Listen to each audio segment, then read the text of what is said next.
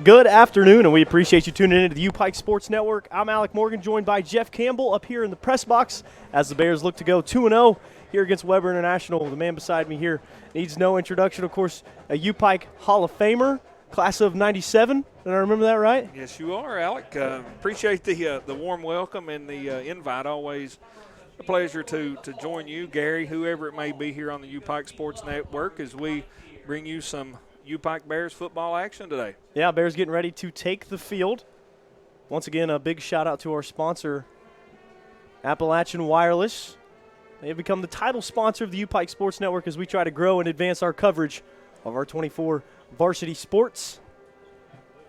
This is always my favorite part, is the players running out. So, you know, in sports information, we always make sure we have people down on the field with phones and cameras getting that shot, because there's nothing like the energy of football players bursting out onto the field before a big game.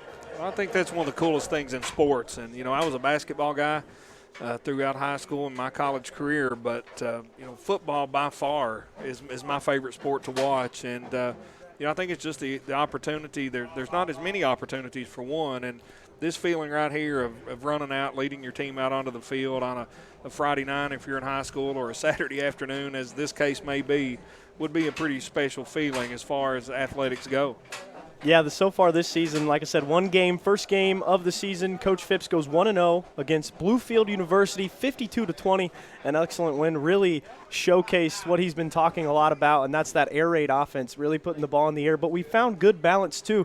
Was able to pretty much match our attempts through the air with our attempts running. I think there was less than two difference, so that balance is something he pointed out in our coaches show this week. And it was honestly a really fun game to watch. You know, you could tell it was the first game of the season. Both teams have some things, some kinks they got to work out just like anybody else. But overall, I really thought the Bears looked good on last Saturday. I did as well. I got to take in that game from the comfort of my own living room, thanks to you all here in the U-Pike Sports Network and Appalachian Wireless. And just a nice balance, like you said, Alek, running the basketball with Sanders and Vaughn, set up the pass from Kirkland. And, you know, you put 56 points on the board against a quality Bluefield team. And I'm sure Coach Phipps and his coaching staff were happy to come out of here with that first victory.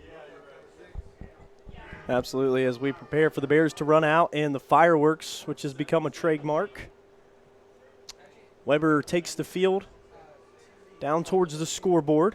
We'll give you a little rundown on the stats from last game. Alex Sanders was ahead of the rushing attack, netted 122 on 18 attempts. Really, the thing that pops out to me is an average of 6.8 yards, and that's credit to that offensive line. They really had a great game. The offensive line did a great job pushing Bluefield back, giving Sanders, Vaughn, Jaden Neese, also the third running back for the Bears, had a touchdown of around 70 yards rushing. And, you know, anytime you can get in your depth chart and get some guys some touches and some receptions, you know, your offensive line deserves a huge pat on the back.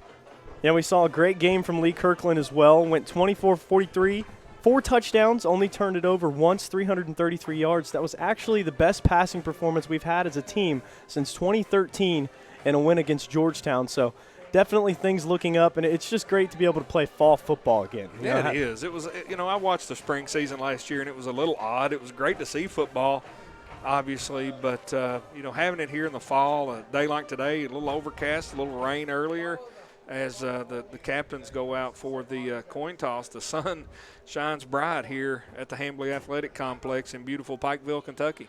Yeah, like you said, the captains down on the field. We have Lee Kirkland, the redshirt freshman, and the senior, Chris Dublin, down there, both donning number 6. Last week the Bears opted to receive after winning the toss. We'll see what happens here today. Continuing to look back on last week's stats. Make sure I'm right here. Yeah, total offense 652. So a really good total for the Bears. But one thing we haven't talked about yet, and that was a young man named Jonathan Morton, NAI football, who does a great job covering NAI football. Named him Defensive Player of the Week nationally, and he deserved every bit of that honor. See if I can pull up those defensive stats here. In game 1, I think he ended up with 9 total tackles, 6 solo, 3 assists, had a sack and 2 tackles for a loss. Altogether, the Bears totaled 2 sacks, the other one coming from Myson Livingston, U-Pike Sports Network's very own. As long as it's not football, if you're watching a broadcast, chances are Myson's operating the camera, so a dual threat. Anytime you come away with that many tackles as an individual, it's just a great, outstanding performance. And you know, the Bears obviously happy to put those kind of defensive numbers up, and we look for that to continue here today. Yeah, absolutely. We talked to Coach Phipps during the coaches show this week, and he said, you know, the game plan is going to stay the same for the most part. He's like, we want to keep it balanced. We're still learning this team. He's like, I feel really confident in Lee's arm. I feel really confident in the triple threat they have behind that offensive line. Rushing, I mean, you've got guys, honestly, more than a triple threat. You've got Adrian Madaka, who got some touches, Jaden Neese, Alex Sanders, Ivan Vaughn, and really good production on the offense. As we are prepared now for the Bears to take the field, the cheerleaders are running out with the flag, which, of course, still dons the old Bear. That irks me, but those things we are in the process of updating, of course. Still got the old Bear on my pullover here, Alec. I'm old school, my man. Whenever you change it, it's hard to cover every base. But here they come. The 2021 U-Pike Bears burst onto the field 1-0. This team is excited. The fireworks are loud. You know, from a game day experience at this level, NAIA football, you guys, the folks here at the University of Pike, will spare no expense. It's a great experience for these young men, and that's one of the things I like about football. It's a true community. It's a true school event. You've got the band, you've got the cheerleaders, you've got folks from the city, the county here supporting these young men, and just a great game day experience here in Pikeville, Kentucky. And it really is. I remember coming in last year. I started in November, and, of course, we had that spring season. And I still remember, even though we could limit fans and it wasn't the same, I could still see that environment created. You know, this is something everybody talks about. Well, football here is a huge deal.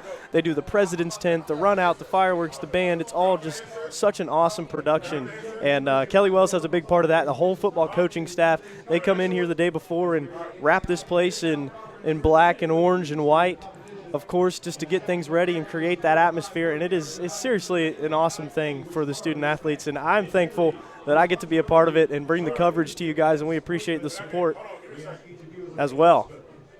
Definitely thankful to be here. You know, when I was a student here at the university years ago, we didn't have football, and that was one of the things that we really missed as a basketball team. We would come here on Friday nights and watch Pikeville High School play. We would go over to Pond Creek and watch Belfry play. And now, as an alumni, to come back and be able to watch and take part in U-Pike football, it's just truly a great experience. So it looks like the Bears will receive once again. Back deep we have Ben Henson, and I'm assuming that will be number 6, Chris Dublin.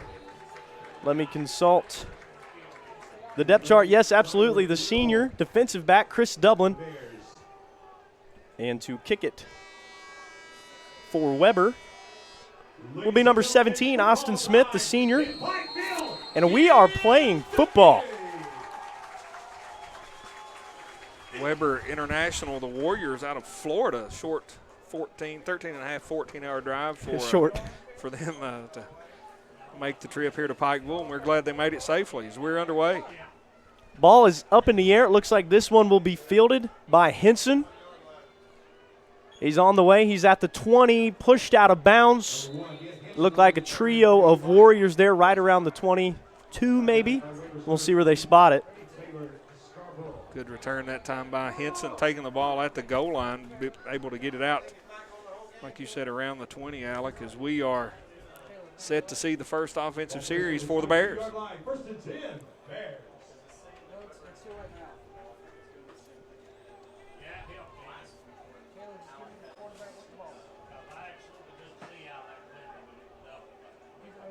So Lee Kirkland, starting quarterback here, the redshirt freshman. Drops back to pass, first play of the ball game. He's looking for Sanders over the middle. Sanders bobbles, but he's got it right around the 40. That's good for a first down, about 15 yards on the first play. Good job by Sanders that time. Like you said, he bobbled it, but on the bobble was able to collect it, watch it into his hands, and pick up the U-Pike first down. So the Bears getting that tempo offense going. It's going to be Sanders this time with the handoff. Breaks a couple would-be tacklers. He's got through the middle of the field. He's got a little bit of room. He's got a man to beat. A block in front of him. Henson, an excellent block, and we are all the way rumbling down to the 15-yard line. And that is Alek Sanders. What a dynamic young man. 2 plays for the Bears, and they're down inside the red zone looking to put points on the board. So now it looks like we have Ivan Vaughn to the left.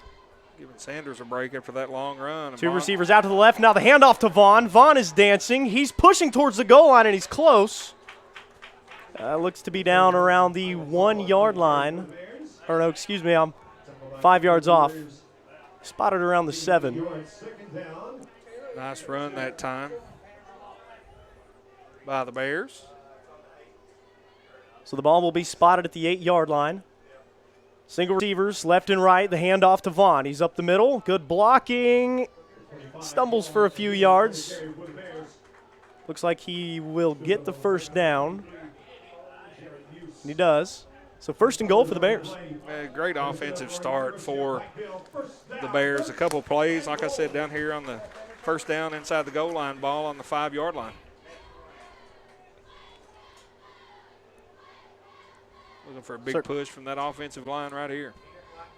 Kirkland's got 2 wide right. He's looking to throw. Left side, Trayvon Warford, and it's picked off on the left side, and he's got room. I can't see the number quite yet. At the 40, 45, and he's brought down around the 50. That is number 6. Jamin Jones, a 6-foot defensive back with the interception on the goal line and returned it nearly to midfield. Not the worst look from Kirkland. You got a big body in Trayvon Warford who's probably able to make that play, but a really good play for the Warriors there. Yeah, I think Jones. I think that was more of a great defensive play by Jones. He just beat him to the spot, able to intercept the pass, and now the momentum switching back to Weber International. So here we go, Weber International. Cody Braden under center. He hands it off. First play for about 4. We'll see who we've got down on the ground. It looks to be number 9. Tremont Bright, senior running back for the Warriors on the carry. Gain of 5. Back under center, Braden actually in the shotgun. Flag on the play. Pass is completed. It's probably going to be a false start on the Warriors as we await the call.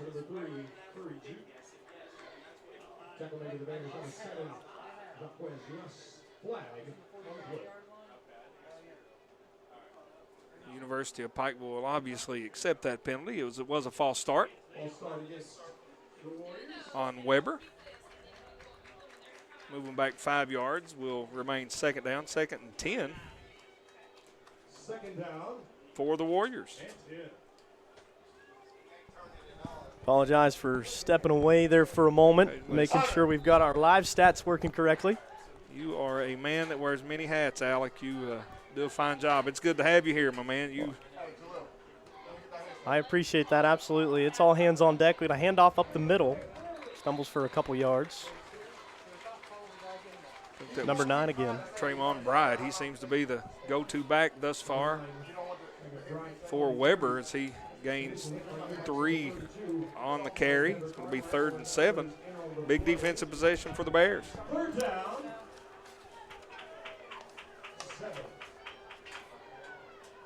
So Cody Braden lines up in a bunch formation. He drops back to pass. Braden looking towards the left side. He's got his receiver, number 5, maybe a yard, if that. And it looks like it will cause a 4th down. Great open field tackle there. Looked like number 5, Seneca Fuller. 5 Fuller and number 32, Alexander Carmichael. Brings him down, but Weber looks like they're going to go for it, maybe try to draw the Bears offside. So we got an empty backfield. Quads left, 1 wide out to the right. Cody Braden gets the play call at the line of scrimmage. 11:15 here to go in the first quarter. Motion to the right. Play clock's at 3. He's got to get the snap off, and play clock expires. That's going to be a delay of game. So Braden didn't see something he liked there. It took too long at the line, and that's going to set them back here on 4th down. We'll see. Looks like the punt team. I think Weber may have been just trying to draw the Bears offside, maybe make it 4th and 2. Worst case scenario as it was, they take the delay of game and just gives their punter a little more room. Yeah, absolutely. That's good insight. I didn't even consider it.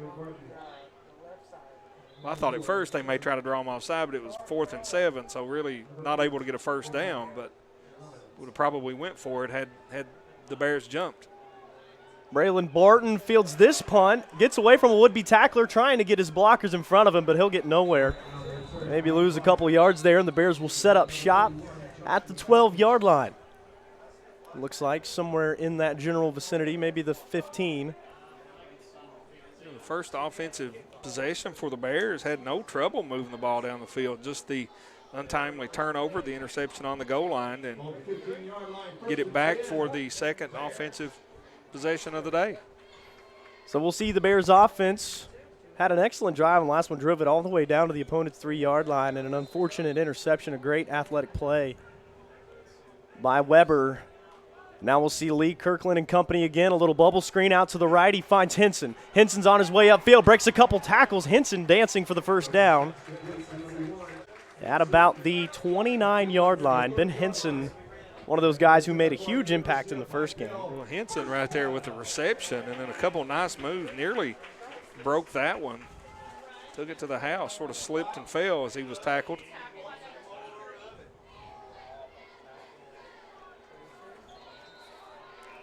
It looks like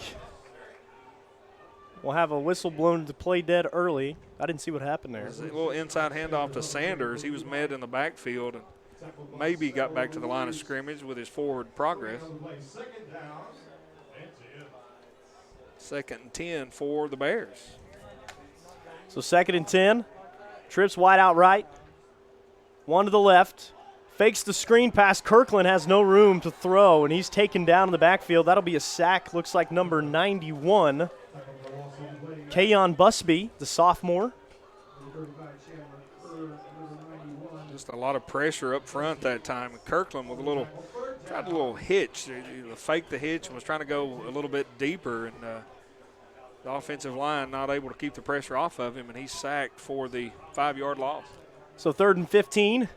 2 wide out right. 2 bunched up there on the left. Kirkland takes a second, takes a look over to the sideline. Coach Phipps and company taking care of the play call. So Lee Kirkland looks to pass. He's looking left, checks the center of the field on the check down, finds a receiver out left, and he's taken down immediately short of the first down. And it looks like number 4 for Trevor Jones. The other number 4, the wide receiver from Stanton, Kentucky. So Jones's reception. Jones with a catch, and then Jamin Jones, who had the interception a couple minutes ago with a tackle on the play to bring up 4th and 11 for the Bears. So now we'll see the Bears punt team for the first time. Joseph Sandorf, the sophomore.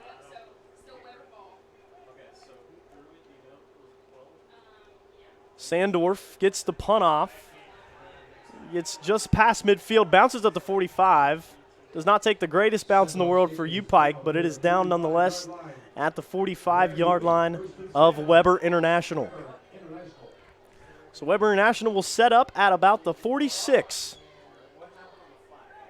This game started, Alec. I thought it may be an offensive shootout, and it's turned into a little bit of a defensive struggle here. Both teams, U-Pike with a turnover, then a stop, and now Weber will have their second offensive possession of the game, and the Bears looking to get the ball back. Weber 0-2 on the season coming in, but they've played 2 teams. You really can't judge that record off the talent they've played. As we got another handoff around the right side, got a little room to run. It looks like he'll be pushed out of bounds right at the first down marker. That is Tremont Bites. Chris Dublin for the Bears in on the tackle. Play did result in a first down for the Warriors. So 1st and 10, ball on the 44-yard line for the Warriors. Braden's got Trips out to the left. He throws a little bubble screen. Flag on the play.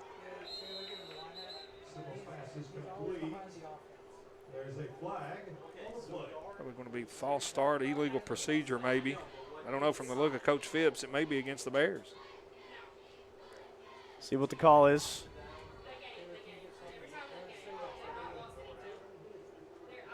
Somebody must have lined up in the neutral zone. Yep, looks like a neutral zone infraction on the Bears, so that will move Weber up 5 yards. So now they'll repeat first down, 1st and 5 from the U-Pike 40. Bears need a stop here. Weber coming in here with already a turnover and moving the ball pretty good thus far. Seem to be very quick and athletic on the draw play. Yeah, Braden on the draw, hands it off. Tremont Bright once again, he stumbles all the way for a first down. A great pickup, great blocking there by the offensive line of the Warriors. Chris Dublin once again on the tackle. So yeah, Tremont Bright, the senior at 5'7", already showing what he's got. Braden's got one in motion. He's going to hand it off to Bright. No, the faked me out. He flips it out. What a play here by Weber. Looks to pick up about 5 yards before he's pushed out of bounds by Cedric Thomas and Chris Dublin. So that'll be 2nd and 5 for the Warriors. Weber really running the ball behind number 76 or left guard Matthew Morello. So now we've got Braden, one in the backfield with him, trips out to the left. One wide out right, looking to throw. Left side, looks, he's in trouble. The Bears take him down for a sack. That's 32, Jonathan Morton. 91, Myson Livingston. And then if I can get that one to turn, but there's a flag on the play. It may be a hold on Weber. Bears really brought the house that time on the blitz. Yes, they did. Able to come away with the sack. So it will be a holding penalty. That penalty will be declined by the Bears after a great defensive play. It's going to bring up Looks third like and long. Yeah. Maybe 97 was the third guy in on that attack. Defensive end, Ivan Sledge. Great defensive play by the Bears. So now it'll be 3rd and 15. National Braden back to pass. Looking right side, wants it deep. Double coverage, and it could be an interception. If it is, what a play. And did they say he caught it? Yes, that's it. He caught it. Cedric Thomas, my goodness. What a play. Well, that pass right there, it seemed to hold up for a little while in the air, and it gave Thomas just a perfect angle to get underneath it and make an athletic play to come away with the interception for the U-Pike Bears. I will tell you one thing, folks, I will try to do at halftime is go find that, clip it, put it in slow motion on social media so we can appreciate that awesome play by Cedric Thomas. When you're playing a defensive back position like Thomas was, when that ball hangs up, it just gives a player like him the athleticism, just time to run underneath it and come away with the pick. Kirkland hands it off here. Looks like Sanders. Sanders up the middle, breaks a couple tackles, stumbles for about 5 yards. Nice patient run that time by Sanders, just staying behind his offensive lineman, able to squirt through for a 5-yard gain. So Thomas with the big interception for the Bears, his first of the season. Here as the Bears set up shop, 2nd and 4. Sanders once again dances behind the tacklers, but good defense there. And now we'll see him take a break. And was good defense. The linebacker for Weber, Colton Cormeyer, that time, able to come up and make the stop. we got Alex Shelton now wide to the right. Tight end. He was a running back for the Bears last year. A couple guys have switched positions. Lee Kirkland is looking for Shelton. He goes up for it and catches it, and he's in. Wow. What a catch that time by Shelton. Get you one, big boy. Just goes up and snags it. Well, we saw last week how dynamic he can be. Had a 63-yard touchdown catch up the middle, broke a couple tacklers, and that is a big frame on the 6'1", 280 senior. Alex Shelton has the Bears first down and 10 on the 46. Kirkland bobbles it after the fake handoff, thankfully able to recover. What a play there by Shelton. It was a great play. The ball was perfectly thrown, and Shelton just goes up and, like you said, just made a play to give his team the first down. Have a day, Alex Shelton. You know, like you said, Alek, he was a running back last year, so the athleticism, the hands, everything's there. And sometimes, switching to receiver, it's hard to make that catch, but he made it look easy. Got a little short dump pass here to Shelton, who's got a little room to run. Shelton down at about the 32-yard line, tackled by a couple of the Warriors. Might have had a flag on the play. I might have missed it. Seems to be an injured player for Weber. So it looks like we will have an injury on the field. And we will step aside for just a moment. We'll send it to a break. We'll be right back. Still nothing. 5:06 left in the first quarter. You're watching the U-Pike Sports Network.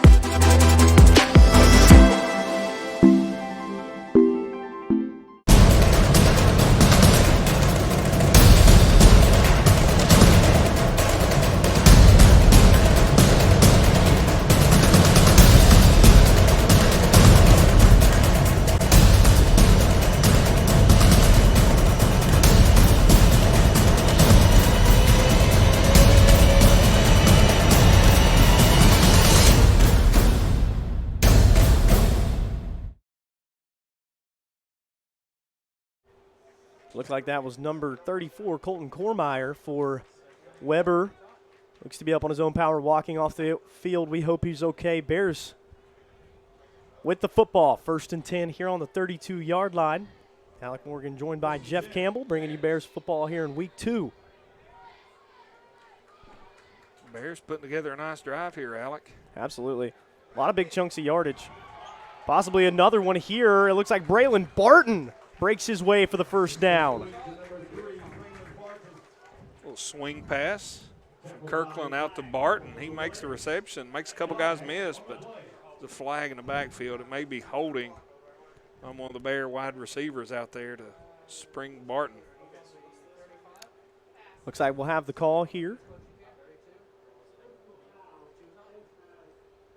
Oh, it'll be on the defense, a face mask call on Weber. So that will work in the benefit of the Bears. They will get a new set of downs. First, where will be spotted at? About the 9-yard line. Yeah, so 1st and goal. Nope, not quite. Maybe the 10. It's close. We'll see where the yard markers are. So it is 1st and goal. Lee Kirkland got one in the backfield with him, trips wide out to the right. The handoff to Sanders. Sanders dancing his way forward, and he's close. He's tackled by, 26 Sanders on the carry. it looks like number 27 there, if that's right. It's a great move by Sanders at the line of scrimmage. He darted to avoid a tackle, able to pick up 5 on the carry. Dantarius Gant, who I believe was the primary tackler there. Kirkland once again handing it off to Sanders. He's got a little room, dives for the end zone. Touchdown. Touchdown, U-Pike. Alex Sanders, after a dynamic drive to open the game, an amazing pass to Alex Shelton, which was the opportunity created by an even better interception from Cedric Thomas. The Bears march down the field for 6. Now we'll see Jacob Headley put the cherry on top here with the PAT. Good drive by the Bears. Yeah, great drive by the Bears, and that's what you wanted to see. They did that on the first drive, unfortunately turned it over, get the ball back. Nice mix of run and pass as Headley puts it up and through for the PAT. So Jacob Headley kicks it through, 7-0 U-Pike. 4:16 left in the first quarter. We'll send it away for a short break. We'll be right back here on the U-Pike Sports Network.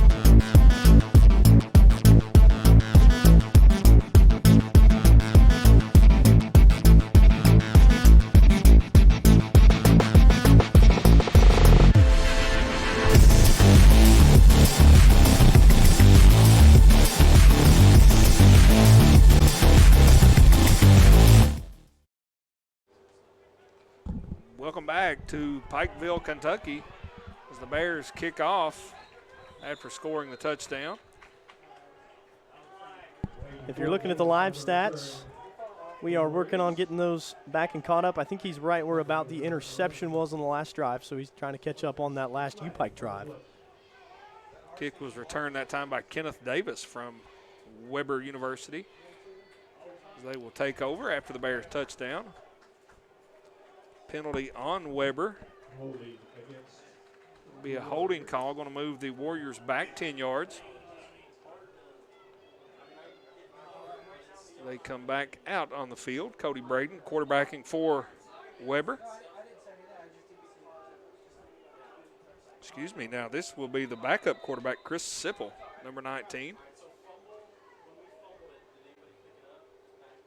Sipple hands it off inside to Tremont Bright. He's met by a host of Bears at the line of scrimmage for about a 3-yard gain.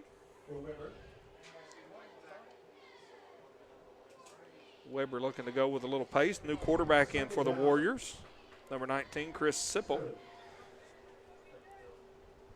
Sipple back to pass, now over to the right, a little screen action.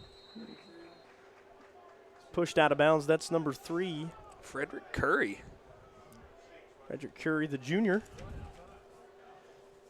for this Weber International team that, like I said, 0-2 coming into this game, but they've shown that they can compete. They played a really good Georgetown team, and, of course, the defending national champion Lindsey Wilson squad. This is their second trip to Kentucky. They made the trip to Columbia. Georgetown going to Florida to play Weber. And back here this week in Pikeville to take on the Bears. Braden back to pass once again. Looks in the middle of the field. Has a receiver for the first down. On the catch, looks to be number 14. That is Deshaun Young, the 6'2 junior from Weeki Wachee, Florida. Hope I'm saying that right. Deshaun Young just made a nice move right there. Got in between two Bear defenders, found the soft spot in the zone. Collects the ball, and a first down for Weber.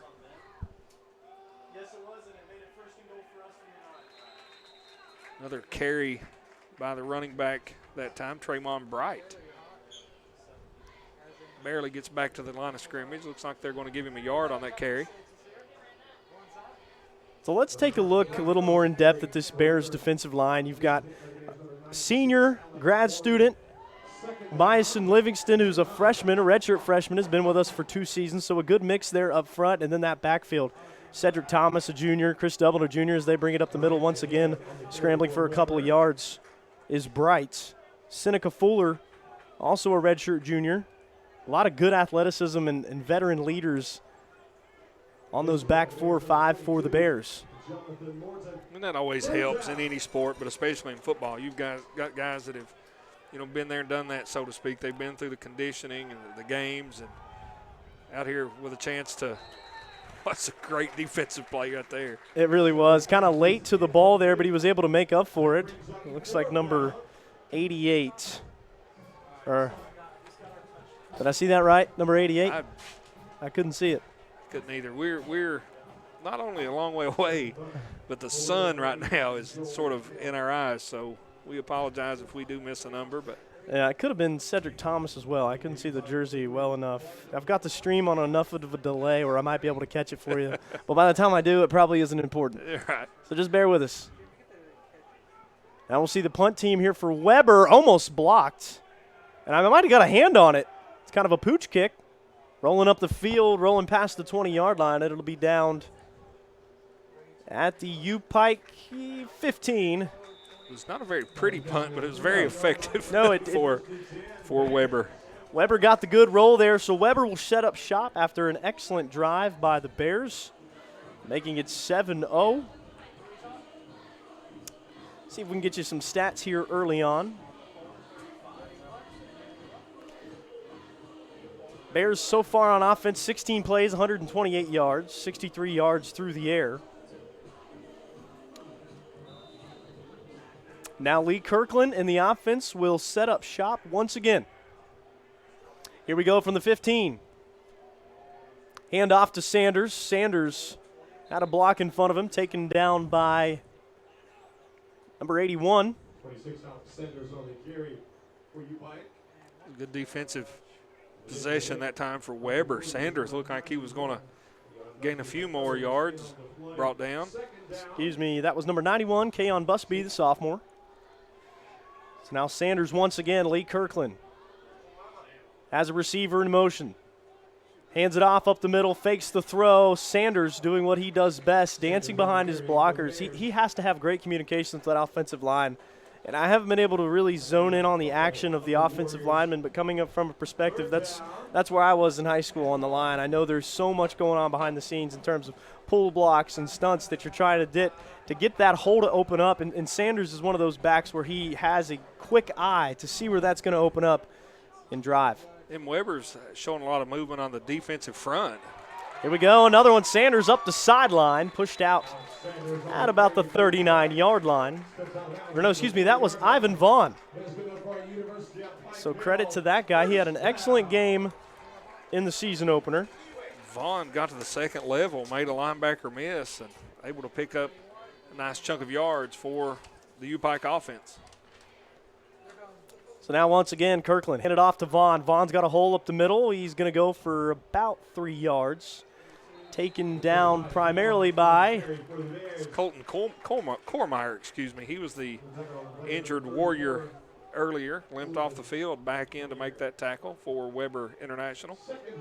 And Carmile looks to be doing all right. The Bears pacing it quickly here on 2nd and 5. Little bubble screen out to Henson. Henson up the sideline and got plenty for the first down, so the Bears will have a new set here from the Weber 45. Bears marching quickly down the field.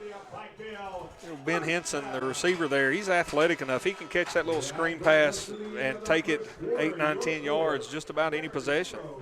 So that will be the end of the first quarter, a fresh 15 minutes on the scoreboard. We'll be right back following this break. You're watching the U-Pike Sports Network.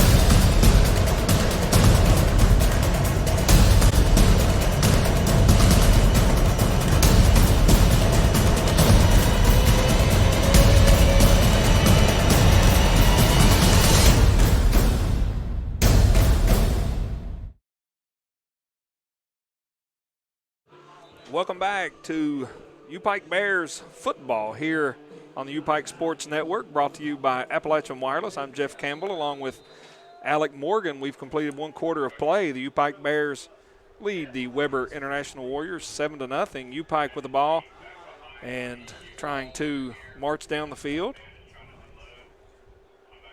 It's like the carry that time by Sanders, Alex Sanders.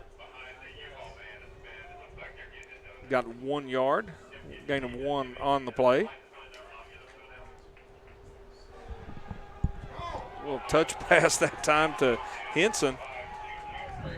Gets you some of that on the stiff arm. Henson's got a small frame, but he is dynamic, the sophomore. 6 foot 190.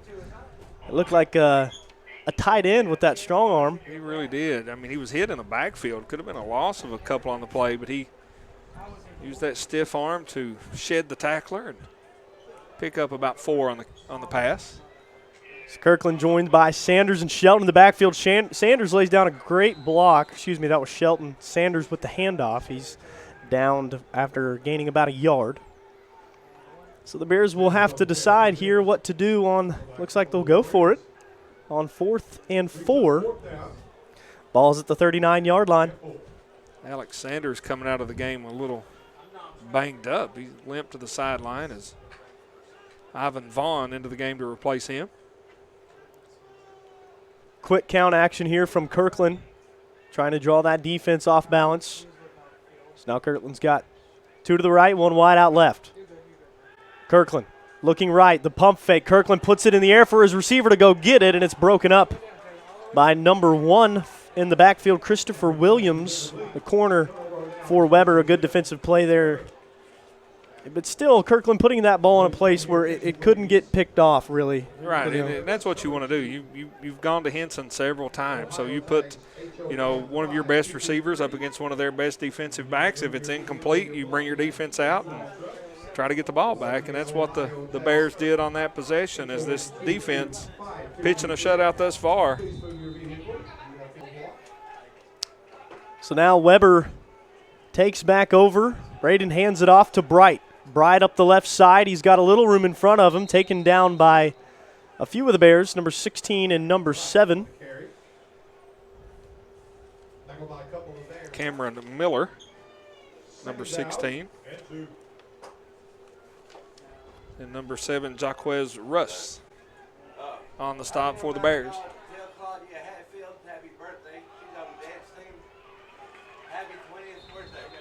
Second down and 2, and the run gets about a yard there. So they'll have 3rd and short setting up here for the Warriors, looking for win number 1 on the season. Quarterback Cody Bray, a new quarterback, like you said earlier. That is Chris Sipple. I was looking at the stats from Weber earlier in the year, and they switch these guys in and out quite regularly. So that little dart up the middle by Bright is good for a handful of yards. It'll get them the first down, and they will set up at about the 46-yard line. Matthew Horn on the tackle for the Bears, another returner from last year's squad. Both him and his brother Alex. Sipple, one of the backfield trips left, one right out to the right. Sipple looking to pass. He looks left, has a receiver in the middle, and just off the hands of number 86, or 88, that is Marvin Robinson. It was a very timely drop that time for U-Pike, as Robinson would have had a gain of about 8 had he hauled that in. Unable to, and it'll be 2nd and 10. And in a game like this where it feels like the momentum is kind of on a teeter-totter, it's really not either way. Those plays can be huge, especially when you're marching down the field, as Weber is attempting to do here. Sipple once again back to pass. Sipple has a man short over the middle, little dump pass. He's taken down. A great play there by Jaquez Russ, the linebacker. Pass was complete to number 84. Kenneth Davis, a little drag route across the middle. Davis, the freshman from Nichols, Georgia. Coffee High School product. It looks like we have a player down on the left side for Weber.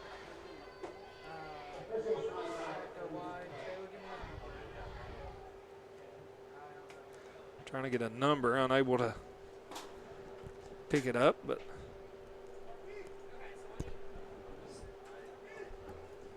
so we will send it for a short break. Here about 30 seconds. We'll bring you right back to the U-Pike Sports Network.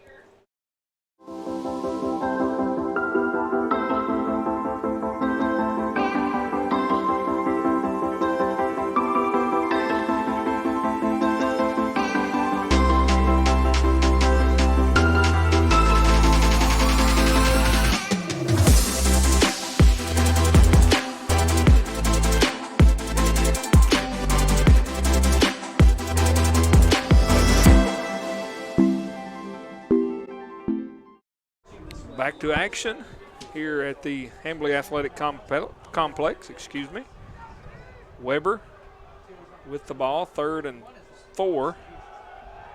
Handoff, and he's met in the backfield with authority by Trevon Warford. That's Elijah Richardson. Number 2 with a stop in the backfield for the Bears, going to bring up 4th down for Weber International. Bringing the quarterback back out on the field, Chris Sipple. Appears that the Warriors are going to go for it. Earlier in the game, they ran the same formation, tried to draw the Bears offside. The Bears didn't jump. This time the Warriors go for it. Sipple back to pass, incomplete. Bears will take over. Good defense there by the Bears. Linebackers and secondary getting the job done, so they force a turnover. Turnover on downs for the Bears. And the offensive unit will take the field for U-Pike once again. Pretty decent field position to start out, just outside of their own 50. Big stop and a big hit on that third down play by Elijah Richardson, the 6-foot senior from Knoxville, Tennessee for the Bears. Just a enormous stop in the backfield to really get this ball back to his offense. So now it's the man, Lee Kirkland. Quick snap, Kirkland looks to pass, drops back under a little bit of pressure, gets a little dump pass off, looks like to Braylon Barton. Barton makes a good gain for 6 yards. Nice play call on first down right there. Weber's been blitzing, trying to put a little pressure on Kirkland, and he's, a lot of times those screens and draws sort of offset that pressure. Another handoff up the middle. Gain of about 3 yards. It'll be a new set of down for the Bears as they get the first. Alek Sanders on the carry. He's 26 and Vaughn's 25. Sometimes it's hard to distinguish between the two numbers, but he's going to get it again. This time Vaughn, no gain on the play. Might have lost half a yard or so there. It was probably Vaughn on that previous carry then. Could have been either. Like you said, it's tough to differentiate. Sometimes these uniforms that they wear, which they look amazing, by the way. Yeah, they do. I love the new Bear. Me too. I teach in a high school, Perry Central High School, and we have a lot of students who really they say, that looks cool. So We are absolutely glad we like it. We loved rolling it out. It is an awesome new look for our people. And here we go. Ben Henson over the middle. Almost breaks the tackle. Great play to the middle of the field, but he's down. Looks like holding his back hamstring. It's going to be a horse collar tackle. It was. And dragged down pretty hard there. Henson going straight to the injury tent. Seems to be in quite a bit of pain. It could be maybe a sprained ankle. Hopefully nothing more severe. That penalty is going to give us about 15 more yards for this U-Pike offense.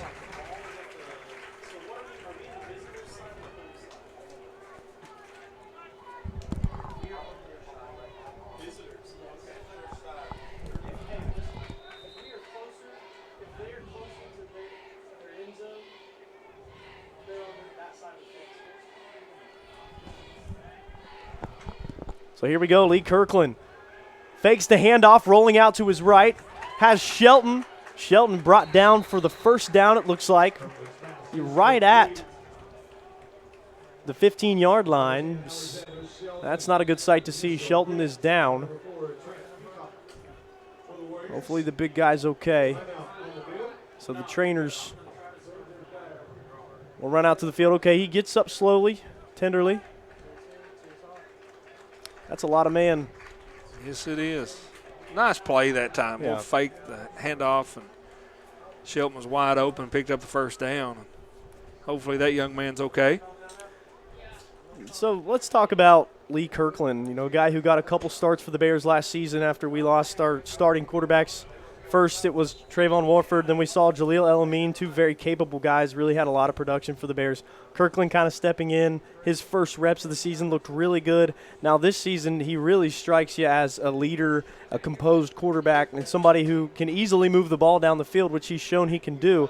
And I think the decision-making is what really separates him from most quarterbacks, in their second season. Well, and you can tell that's part of that maturity. You take a guy who's been there and done that. He's put in the time, and he just seems a whole lot more composed and, like you said, just a better command of not necessarily the offense, but what's going on around him and delivering the ball on time and where it needs to be.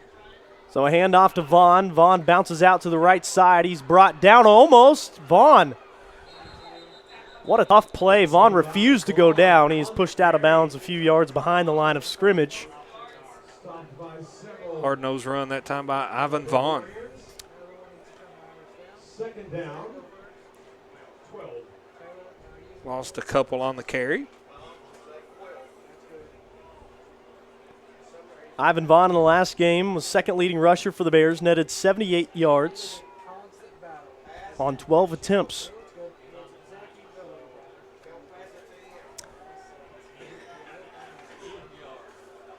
into the game for the Bears, number 89, Eldrick Mason, the freshman from Lawrenceville, Georgia. Kirkland back to pass, has his receiver on the left side.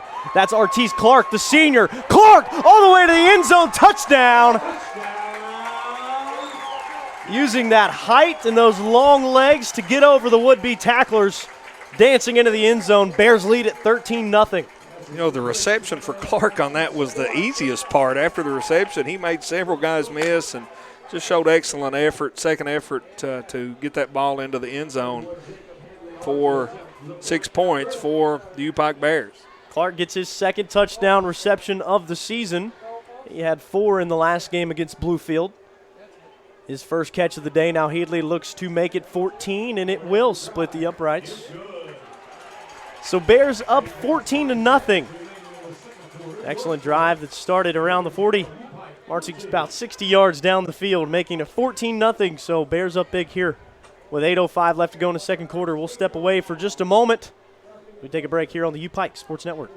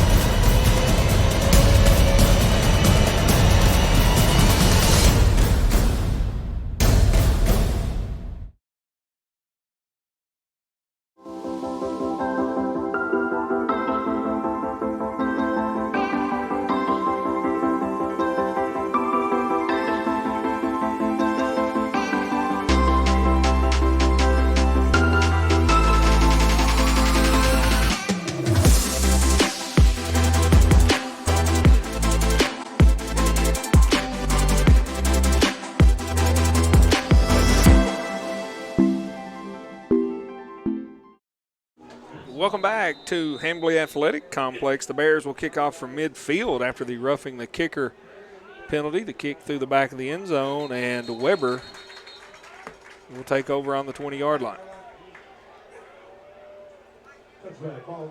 U-Pike with a nice drive on that last possession scores the touchdown. The PAT lead at 14-0.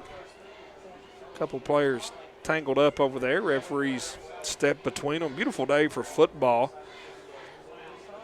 Excuse me, the 25-yard line. I said the 25-yard line for Weber International. I'm Jeff Campbell, along with U-Pike Sports Information Director Alek Morgan, bringing you today's action between the Bears and Weber International.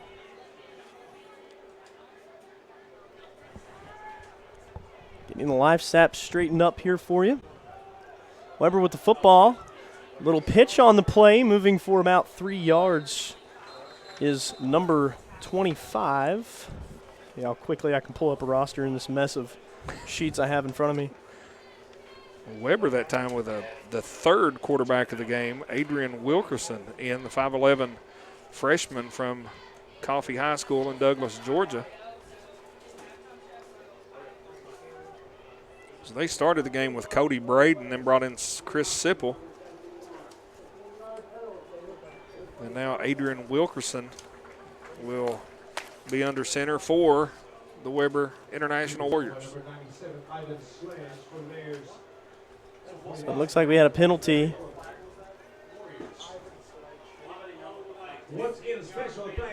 Two plays in a row that Weber's had penalties, roughing the kicker on the PAT, and then that one there. It'll be a holding, so it's going to be okay. From the spot of the foul. It's going to be 1st and 23. I don't want the folks to think I'm just spacing out and leaving Jeff hanging. I'm just trying to make sure that our stats are good so that, yeah, we, as much as we'd love to watch this game again and restat it, I'd rather not have to. As the Bears ganging up at the line of scrimmage. 3 of them in there. That's looks like number 4 leading the charge. Troy Hill. Troy Hill, yeah. That was Wilkerson on the carry, getting nowhere. Going to have a second down in 17 for the Warriors. Sipple back into the ball game, I believe. That's number 19. You know, this is a huge possession, defensive possession for the Bears. If they can get a stop here, they should come out with really good field position. Dropping back to pass, he's under pressure. The Bears chasing him down. Looks like Sledge was in on that, and he'll throw it away out of bounds. Good job by Sipple there to escape the impending doom of the big-bodied Ivan Sledge coming off the side. Well, great pressure that time by Sledge, and the quarterback got away initially but was under duress as he let that ball fly incomplete, and now it's 3rd and long. And if you're U-Pike here, you just don't want to give up a first down. 3rd and 17. And the odds are in our favor here. It's a really good opportunity to get good field position and go back-to-back on possessions. So here we got Sipple. He's got 2 wide out to the right, 2 wide out left. Single in the backfield. He's looking to his left. Throws one up in the air, corner. Great coverage there by number 16, Cameron Miller. And that ball was thrown maybe even a bit too high to catch in the first place. Yeah, Miller did an outstanding job using the sideline as that extra defender, and Sipple not able to drop the pass in there. Going to bring up 4th and long. Another opportunity for this U-Pike Bears offense. So 14-0. Here's 6:59. Once again, thank you for joining us. Trying to bring you exciting Bears football action, even more exciting when we're up 14 to a goose egg. It's always better when your team's winning, right? I mean, absolutely. Well, it looked like he fumbled the snap a little bit. A short kick catches him off guard, and Cedric Thomas is going to return it for a handful of yards, but the Bears set up with excellent field position at about the 28-yard line.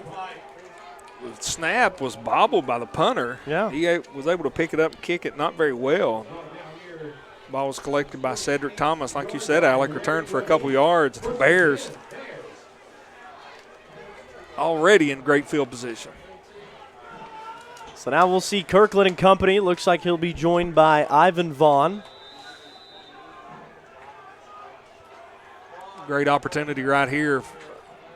Throw it to the end zone. Trips left, little bubble screen to Clark. Clark trying to get behind some blockers there on the outside, but nothing doing for the Bears on first down. Maybe 2 yards? I don't know. It looked like I might have underestimated that. They placed him about 4 yards ahead of the line of scrimmage, so 2nd down and 6. Job that time by Clark just to keep moving forward to get a yard or 2. Hand off to Vaughn. Getting nowhere, brought down by 94 for the Warriors. It'll be Demarion Murray, the 5'11", 310 freshman.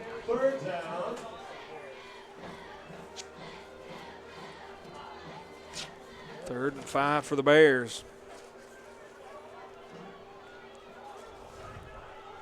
Here we go. Kirkland's got Vaughn with him in the backfield, looking right, looking left. Has a receiver open who's hitting the backfield. That's Vaughn on a little dump pass, and he's brought down way behind the line of scrimmage. We'll see, will they spot the ball with forward progress. U-Pike that time faked the screen to the right side, brought it back for a screen on the left, and Weber International not fooled, and now it's going to bring up 4th and 14. Ball on a 32-yard line, and you've got good field position here. Might as well go for it. I like rolling the dice here. Yeah, I love it. 4th and 14. Lee Kirkland gets set, trips wide out right, a receiver to the left. Out of the backfield, stepping back to throw. Throws one up for Artis Clark, and he just can't hang on to it. That's really good defense there by the corner, and Clark wants the interference call. May have a roughing the passer call back here on Kirkland. Oh, we do have a flag in the backfield. That's one of those plays where everyone's watching the ball and you look back and you see the flag at the foot of the quarterback who's laying on the ground. Wow. I didn't quite catch the number on that, but that is a huge break for this Bears offense. Unable to convert on 4th down, but the roughing the passer, and that's one of those. Head coach Eric Pachotny for the Warriors is not happy about that call. And he will, looks like, take a timeout. We'll have our first timeout on the field as U-Pike leads at 14-0, 5-11. And we will step aside for just a moment. You're watching the U-Pike Sports Network.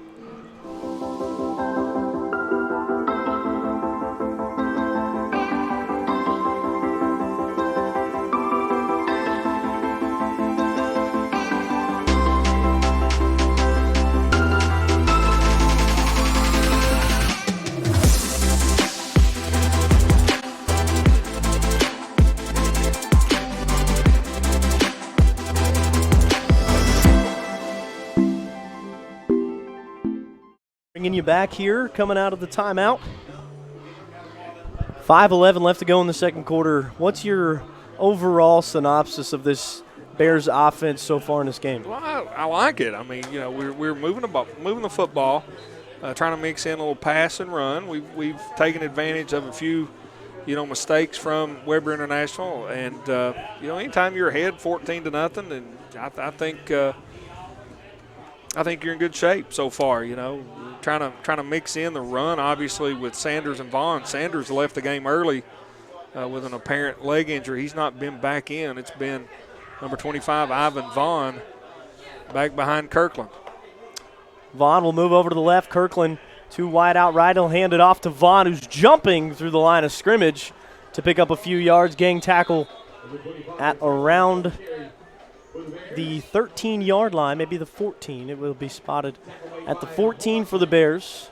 And I think Weber International is really trying to take the run away. They're stacking the box, trying to limit the yards that the Bears can pick up on the ground. And, you know, and we still want to run the ball. You still want to try to run the ball, move the ball, and that's the reason we've not been able to break any of those long runs since the first one by Sanders in the first quarter. Yeah, these reads from the defensive back, the secondary of the Warriors, couldn't get that one out, has been excellent too on these screens for the Bears. They've really not been able to get anywhere past that first drive, like you said. They're reading these screens great, and you can watch the whole defense shift to one side. So whatever defensive coordinator and defensive backs coach Travis Johnson is telling these guys to key on, they're doing a good job.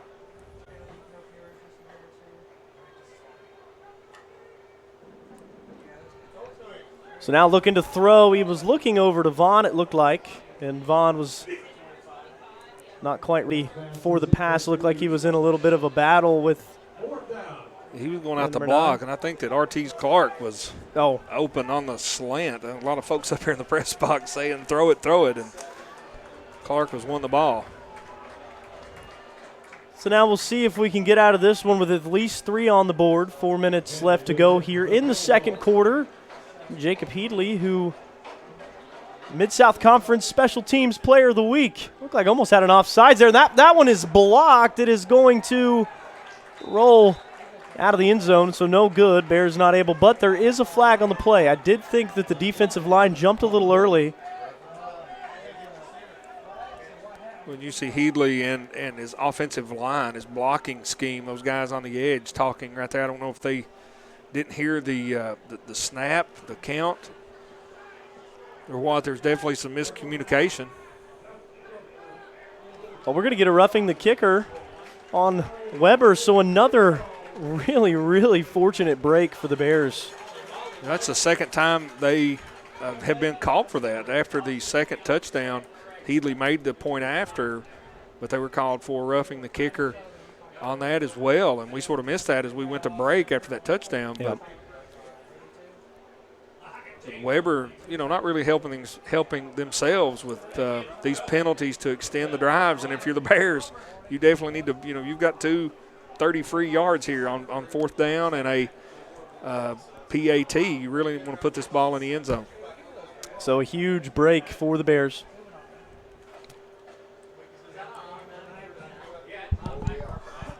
Maybe trying to decide where to spot the ball. The scoreboard said the ball was on the 14. He hadn't turned his mic on, so we didn't get any of that.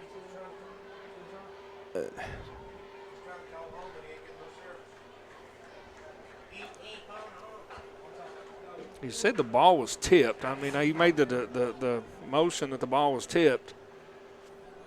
Now going over to explain his call to the Weber sideline. Well, and we'll run down some stats for you. I think apart from a drive in the first quarter, we are pretty much caught up here on the stats. The Bears, 142 total yards to Weber's 70. Third down efficiency, it was one thing that pops right off the stat sheet so far for U-Pike. 3 of 5 for the Bears. Obviously converting that fourth down earlier in this drive. Lee Kirkland, 74 yards through the air, 9 of 11. Not bad numbers for the redshirt freshman, and he'll line up here with another first and goal opportunity from about the 7-yard line. You know, Kirkland's doing what we discussed earlier, Alek. He's taking what the defense gives him. He's taking the short passes, the dump passes, the slants, and you catch that defense pulling up, he'll be able to hit one over the top here in the second half. And he sprinkled a few of those in pretty well. Ivan Vaughn has a bit of a hole here, pushing his way in the end zone. Touchdown, U-Pike Bears. Ivan Vaughn hit about the 3-yard line, would not be denied as he took the guy that initially hit him and 2 more across the goal line for the U-Pike touchdown. So Vaughn with his first touchdown of the season. Ivan Vaughn with the 7-yard rush. We have a Warrior down, it looks like, but a great drive there by the Bears. Yeah, give U-Pike a lot of credit. They took advantage of a few mistakes from Weber, and anytime you do that, you want to make the defense pay, and that time able to push the ball across the goal line for the U-Pike touchdown.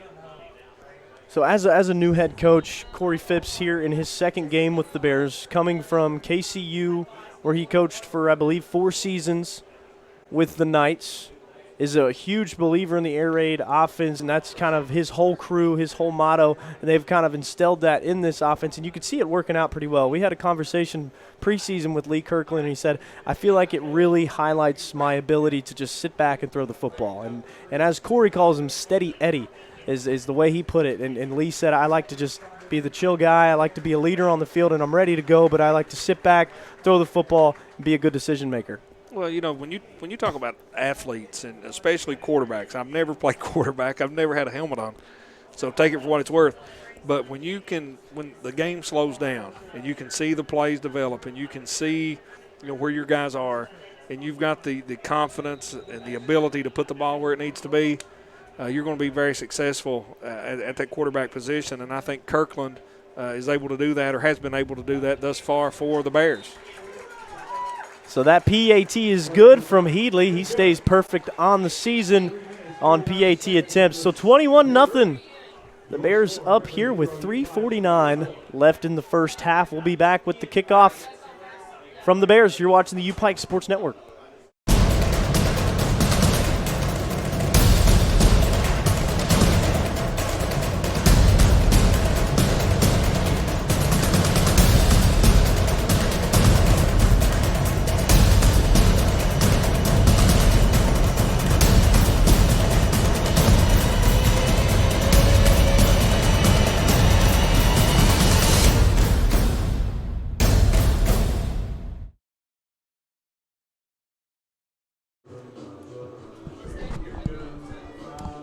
Bringing you back here, 3:49 left to go here in the first half. Sandorf set to kick it away for the Bears after a big drive capped off by Ivan Vaughn and his first touchdown of the season on a 7-yard run.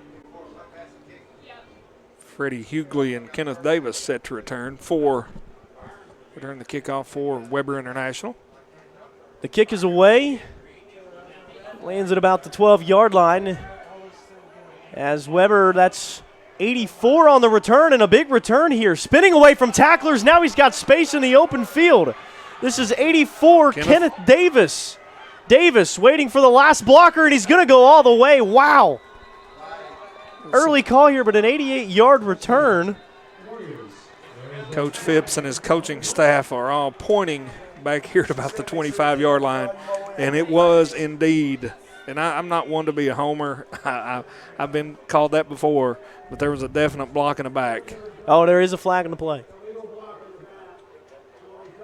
I did not see who committed it, but it was as blatant and obvious.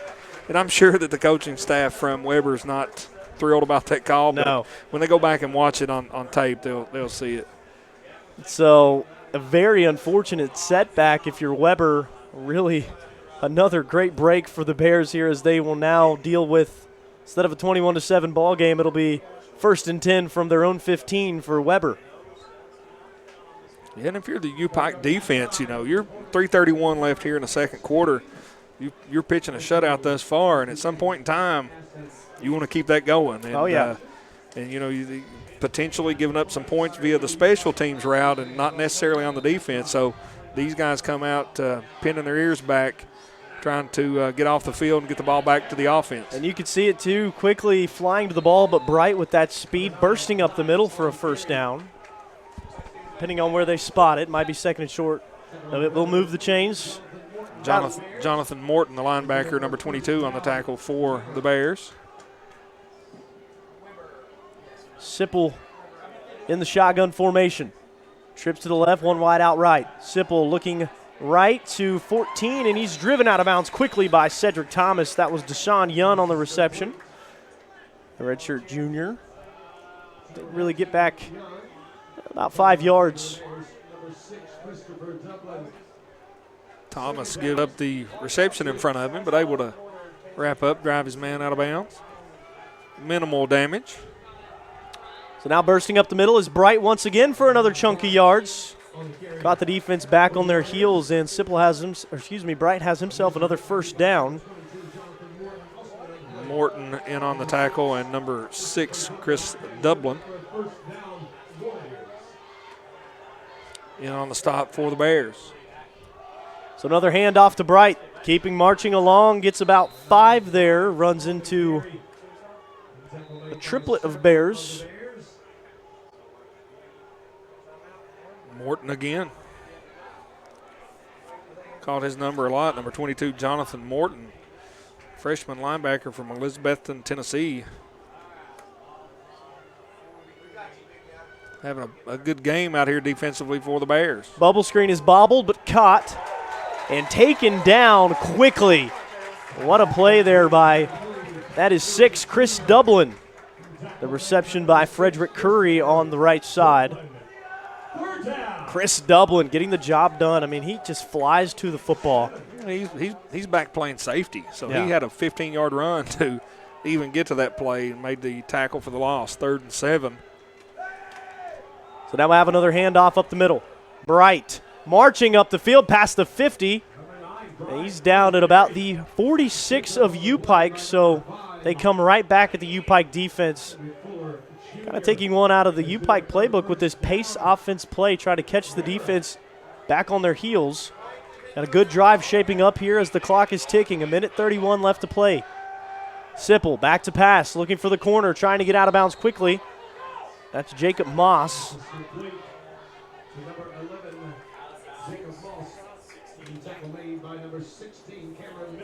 1:26 left here. I was trying to see if he went out of bounds. I guess he did, as the clock has not started. Sipple hands it off to Bright up the middle. Marching ahead for about 4 yards, and that will convert for the first down. It'll be 1st and 10 for the Warriors. Weber already used one of their first half timeouts. They've got 2 remaining. The Bears have yet to call one. Snap ball at the 31-yard line. Fakes the handoff, throws it over the middle. The pass is complete, taken down heartily. Looks like another one by Jonathan Morton. That pass was complete to Frederick Curry. Christopher Dublin almost in the place to make the interception. He was able to get a hand on him, slow him up, and teammates finished him off. Another run here. Looked like the handoff was to 25, Martranius Mack, the freshman from Jacksonville.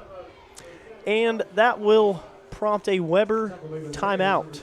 Here, 48 seconds left to go. Weber 2nd and 10 on their 14-yard line. We'll take a short break here for about 30 seconds. We'll be back with the end of the second half on the U-Pike Sports Network.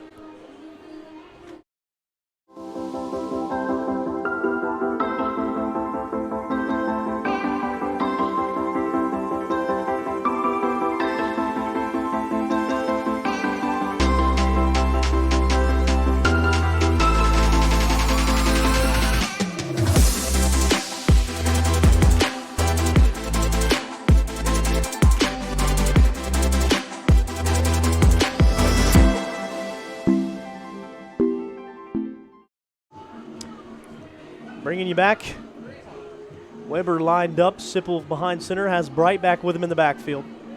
2 receivers wide out to the right. 1 offset. 2 wide out left. Drops back to pass. Sipple looking left side. Has his man just short of the first down, it looked like. Jacob Moss on the reception. Weber a lot of credit here. They marched the ball down the field in a relatively short amount of time, trying to put some points on the board. U-Pike needing a stop.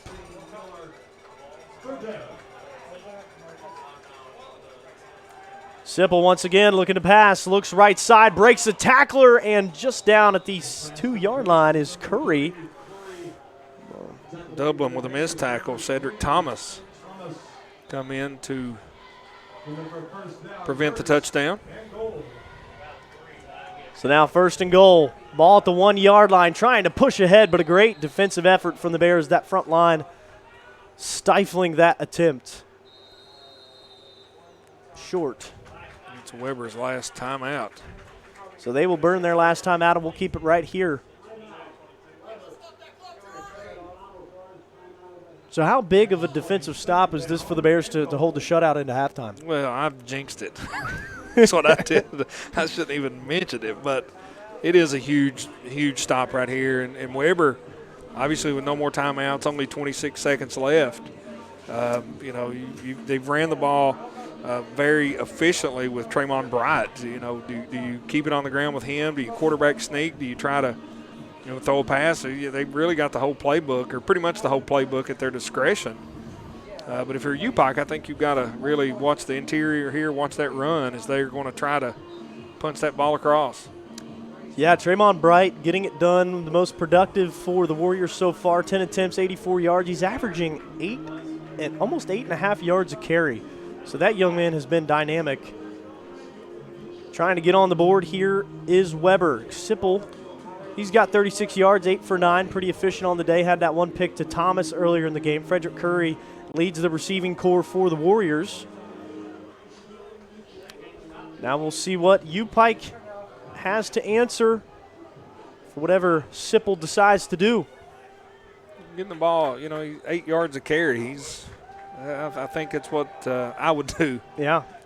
Pistol formation here, has a receiver in motion. Curry in motion. He's looking left side. Curry wasn't looking for the ball, and it's tipped at the line of scrimmage. Is that 91? Broken up by, if that's 91, that's Myson Livingston. 91 got his hand on the ball to deflect that pass. So 91, Myson Livingston breaking that one up in a great defensive play at the line. So now 3rd and 1. Sipple looking to pass. Going to go for the fade play. The fender's all over it. Cedric Thomas. Another fantastic play in the backfield. Great play by Thomas. He just got inside position there, and the ball was a little underthrown. Yeah. As far as a fade route goes, he deflects it out of bounds. 4th and 1. A side note, though, I think there's nothing prettier than when you have a quarterback that can execute on those fade routes when you're just a yard or two back, and it's just so much. It's a perfect placement right on the edge of the – but they will go for it here. Sipple lining up under center. He's got Bright behind him. Sipple, the snap, handing it off. Everybody's pushing and stuffed at the line. Yes, sir. Running out is Ivan Sledge. Big number 97 Sledge with the suffocation in the backfield and the shutout. I feel good about the jinx being averted, at least for a moment. Great play there by Ivan Sledge on that defensive line for the Bears, the redshirt senior. I think it came down, 3rd down. I was expecting run and they passed. Or 2nd down, I was expecting run and they passed. 3rd down, I was expecting run and they passed. And then when it comes to 4th down, he goes under center. I think everybody in the house knew what was coming, and the Bears not fooled, able to make the stop, and will take over here with just 17 seconds left in the 2nd quarter. We'll see what the Bears decide to do here. Still going in the shotgun formation, so it looks like they will try to run a play. Lee in the backfield. A penalty prior to the play.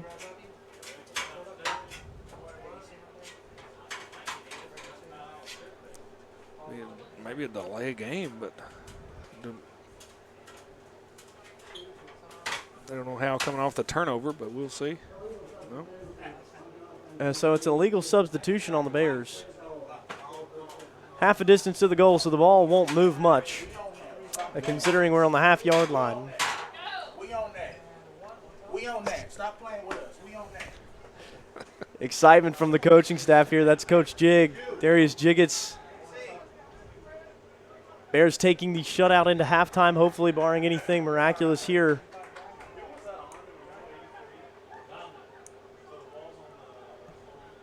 Well, Weber doesn't have any timeouts, so a sneak here, forward progress, keep the ball out of the end zone, and we'll take that 21-0 lead into halftime. What a great half by the Bears. So that will take it into halftime, and we're going to get some Slim Chickens from our corporate sponsors. And we will bring you back with halftime stats here in about 15 minutes. Alek Morgan and Jeff Campbell, you bringing you U-Pike football here on the U-Pike Sports Network.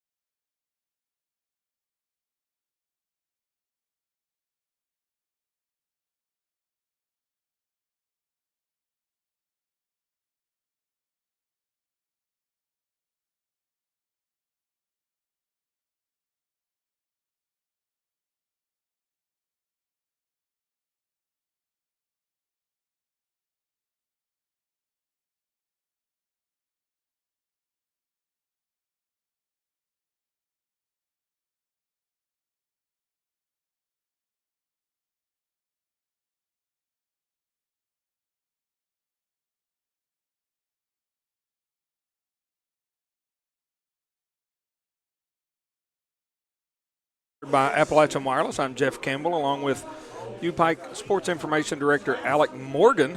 We are just a few moments away from starting the third quarter. The U-Pike Bears lead the Weber International Warriors by a score of 21-0. We'll take a look at some first half statistics. First of all, first downs, Weber had 7, U-Pike 11. On third down efficiency, U-Pike 40%, 2 of 5. Weber 20%, 1 of 5. U-Pike ran 26 total plays to Weber's 27. U-Pike leads the total yardage category, 149 to 129 to Weber. Looking at some individual statistics for Weber, they had 3 quarterbacks. Christopher Sipple, 8 for 11, 36 yards. He had 1 interception. Cody Braden, 1 for 1. And Adrian Wilkerson was 0 for 2. The leading rusher for the Warriors, Trayvon Bright, he had 11 carries for 83 yards. The leading receiver, Frederick Curry Jr., 4 receptions, 27 yards. For the U-Pike Bears, get that to load.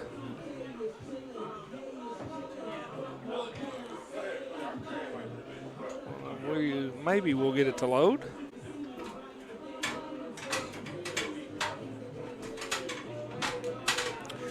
Lee Kirkland, the U-Pike quarterback, 9 for 11, 74 yards, 1 touchdown, 1 interception. Rushing-wise, U-Pike was led by Alex Sanders. He had 6 carries for 50 yards. Ivan Vaughn had 6 carries for 30 yards, each of those young men with a touchdown.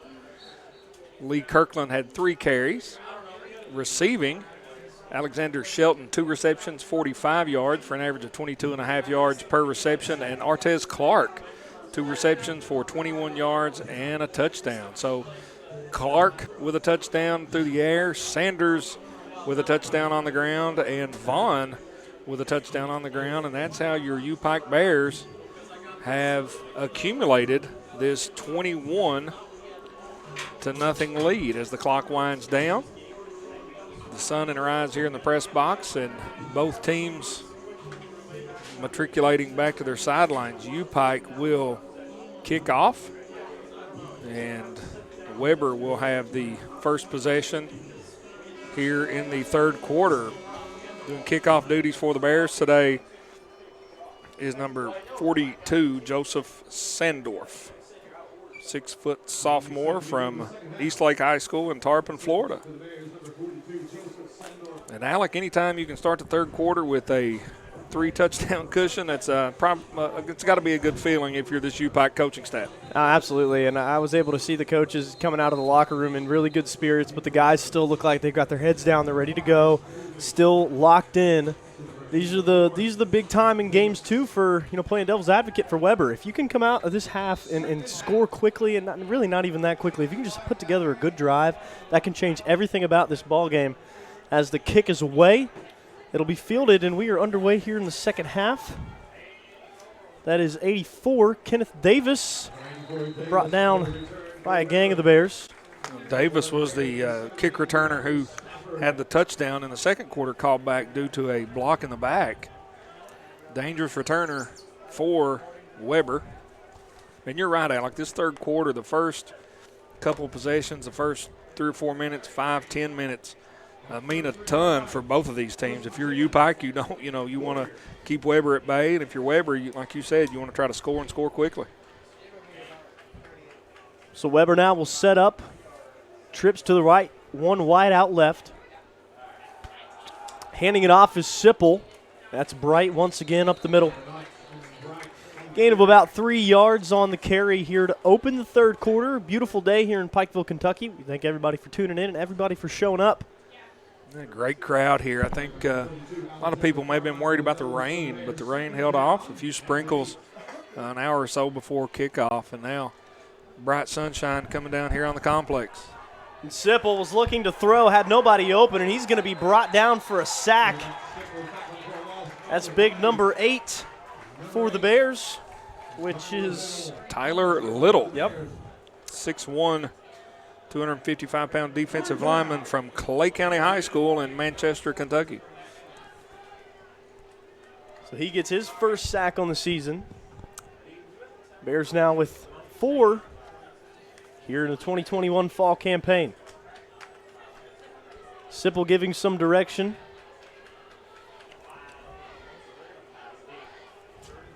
Third and 10 for this U-Pike Bears defense. They've been lights out so far this game, and that throw was not bad, but it just kind of miscommunication between the receiver and the quarterback there. Kind of went through his hands. Didn't know where to look for it. Intended receiver there was number 5, Freddie Hewley, the senior. And that will cause 4th and 10, and we'll see the punt team here for the Warriors. U-Pike defense doing a good job getting a 3 and out here in this first defensive possession of the third quarter.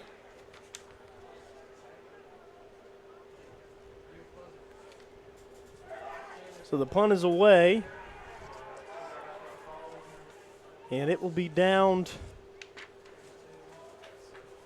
by Weber around the 30-yard line. So U-Pike will start at 1st and 10 on their own 29. First drive of this second quarter. The first offensive series always intrigues me because, I think the coaching staff, they have a chance to put something together. What worked the first half, what didn't work. And I think right here we will see something that this coaching staff, may have circled a time or two that would work or will work. And if you're U-Pike, you want to drive this ball down and put it in the end zone. We're going to have a little bit of a speed option play here from Lee Kirkland, and it's fumbled by Vaughn, who trails it all the way out of bounds. Bears will lose a couple, more like 6 or 7. Actually, a total loss of 8 yards, it looks like. I think if that play would have been executed properly, we may have seen a pretty big gain out of that. It seemed that everything set up for it to be successful, but unfortunately was not. And the Bears are facing a 2nd and 17. Kirkland back to pass. He's looking left. A great curl route there from Clark. No room to run, though, for the senior as he is brought down by number 9, Tremont Bright. That is number 8, Joseph Burton for the Warriors. The pass was one of those ones, it's a high-level throw. The ball was thrown before the receiver even made his break. And very well executed by Lee Kirkland. So 3 in the backfield for Kirkland. 1 wide to the left. Receiver in motion. Goes over to Shelton, it looks like. Caught for the first down. That is the big guy, Alek Shelton. Shelton just found the weak spot in the zone. Got between the linebacker and the cornerback and hauled in that reception for another Bears first down. Quickly, the Bears pacing it here on offense. The handoff up the middle to Vaughn, spinning his way for about 4-yard gain close to midfield. That's when we'll see Jaden Neese. Won a Mid-South Conference Player of the Week award a year ago for an excellent performance against a very good Bethel team. Ranked number 25, the Bears only ranked win a season ago, and Neese battles his way for a handful of yards. I thought a lot of flags on the play. Face mask. He was hit initially, tried to get back to the line of scrimmage, and the defender had his hand in the face mask of Jaden Neese, so it should be a few yards tacked on to the end of the run.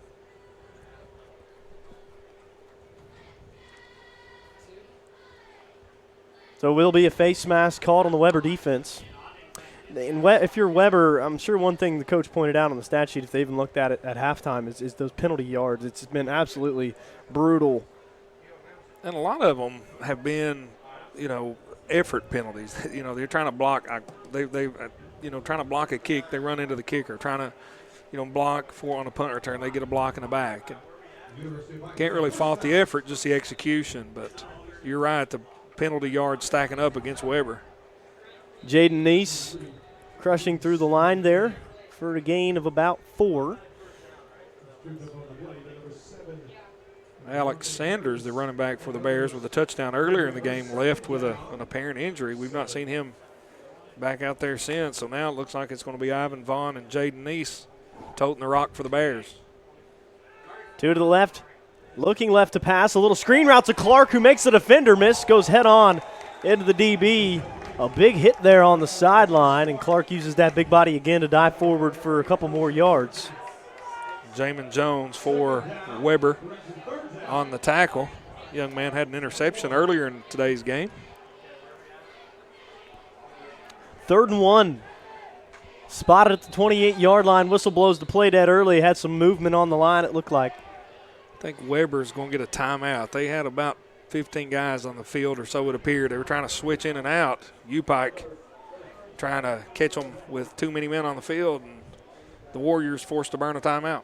A good heads-up play here as they will rally back with the coaches, and we'll take our first break here of the second half. 10:46 left to go in the third quarter. Bears still up 21-0. You're watching the U-Pike Sports Network.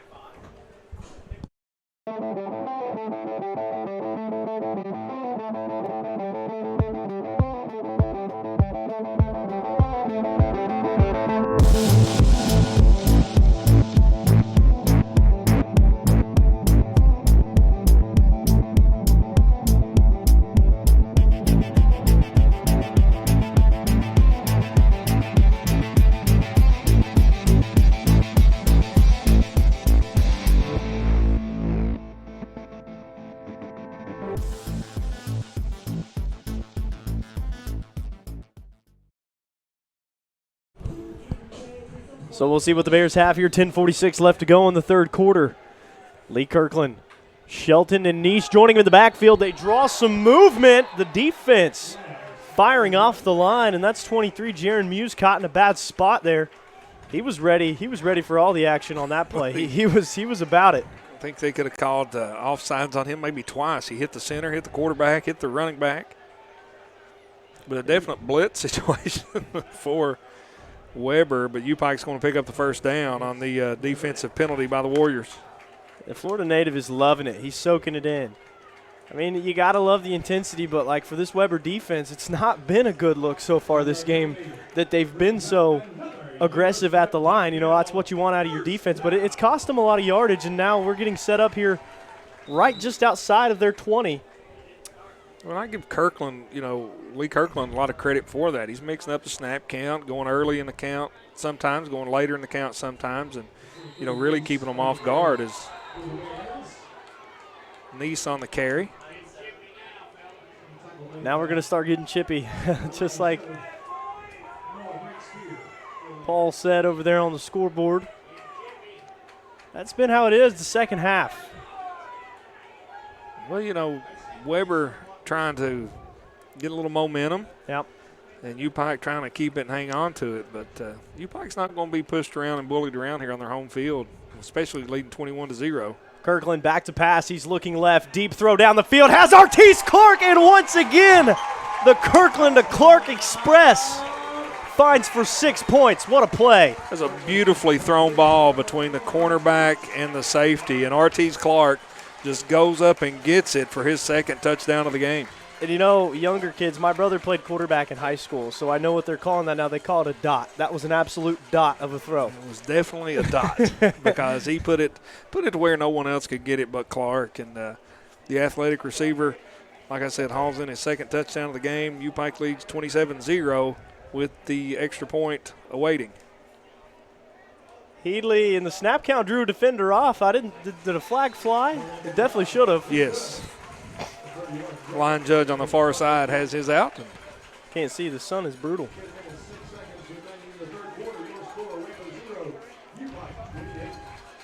Penalty will probably, I guess, be enforced on the kickoff, or they decline that. Either way, the extra point's good. 28-0 is your lead. So Headley stays perfect on the extra point attempts this season. We'll keep it right here, give you a little stat rundown. That's touchdown number 2 for Lee Kirkland, who maybe give or take a couple passes depending on how the stats are doing, is 13 for 15, 122 yards, pair of touchdowns, just one pick there in early going.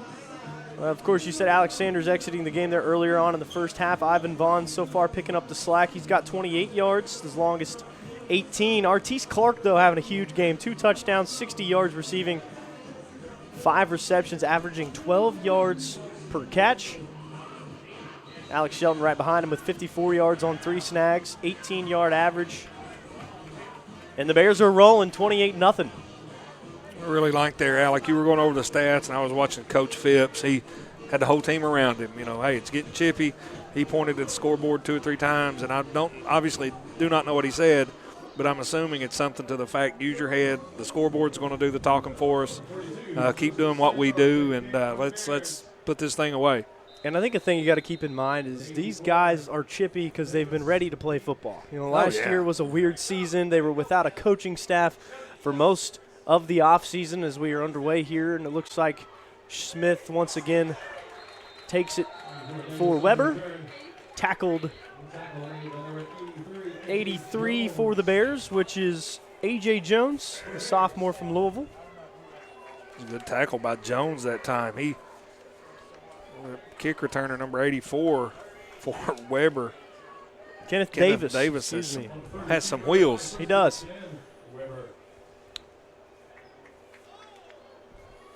So now in a shotgun formation, 3 receivers to his right, offset. 1 to the left. He's looking left, going deep. Miller on the coverage. The throw is short. There was a lot of hands going back and forth, but it looked clean. We do have flags on the sideline, though. That's going to be on us, yeah. It looked clean for the most part. He may have gotten in front of him a bit too much there to block his ability to get to the ball, but it was still good coverage by Miller. There was great coverage, and if that's one of those things where, you know, the pass interference penalty just gives them 15 yards. It's not a spot foul like it is in the NFL, so I'm okay giving up a penalty there as opposed to a 40, 50-yard gain or even a long touchdown pass. So now we'll see the Weber offense setting up here on their own 47. Just short of midfield. 3 wide out to the right. He's looking right. He pump fakes, steps up, throws it down the middle, and it's tipped by Jonathan Morton. The Bears intercepted. That is number 9. Will Thompson. Will Thompson, the grad student. Stepping up from that linebacker position. Big boy getting his hands on a football. How about it? Get the football and turn and run.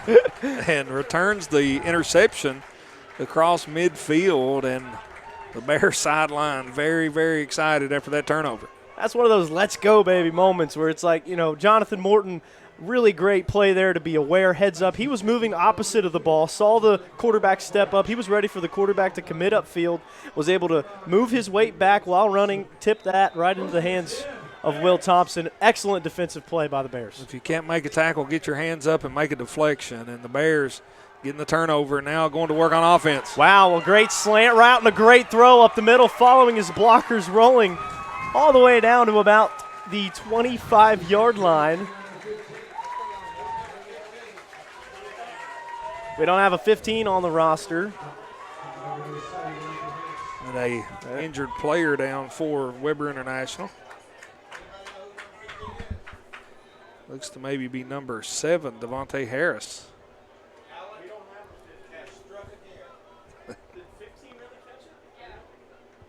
So we don't have a number 15 on the roster.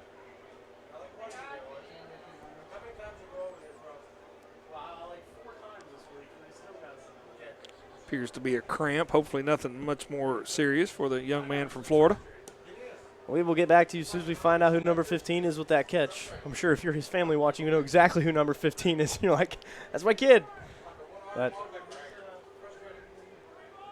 great play there by the Bears. Hopefully, I think that's number 7 down on the field, Devontae Harris for Weber.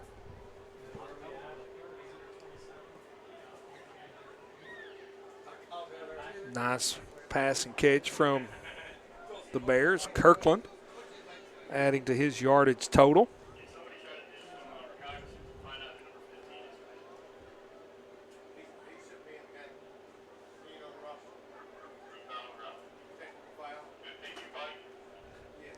Seems to be a young man from Weber International, number 7, like I said, Devontae Harris. Injured up on his feet, walking off under his own power, but limping nonetheless. UPike Bears with the 28-0 lead. Come back out here and have the ball on about the 28, 29-yard line of Weber, looking to add more points on the board.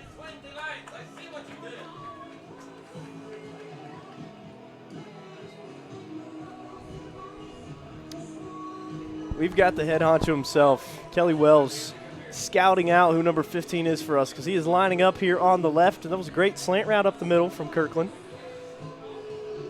How about an 18-yard gain? Yeah. I mean, moving the ball down the field, getting close to the red zone, and trying to put some more points up on the board. First and 10, Bears. Kirkland has Trayvon Warford in motion. He's going to give it to him on the wheel route. Trayvon's going to throw.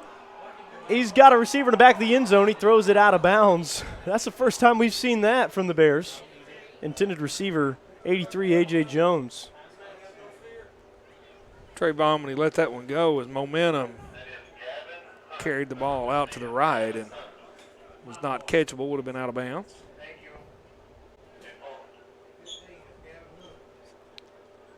Number 15 for U-Pike on that last reception is Gavin Hunt.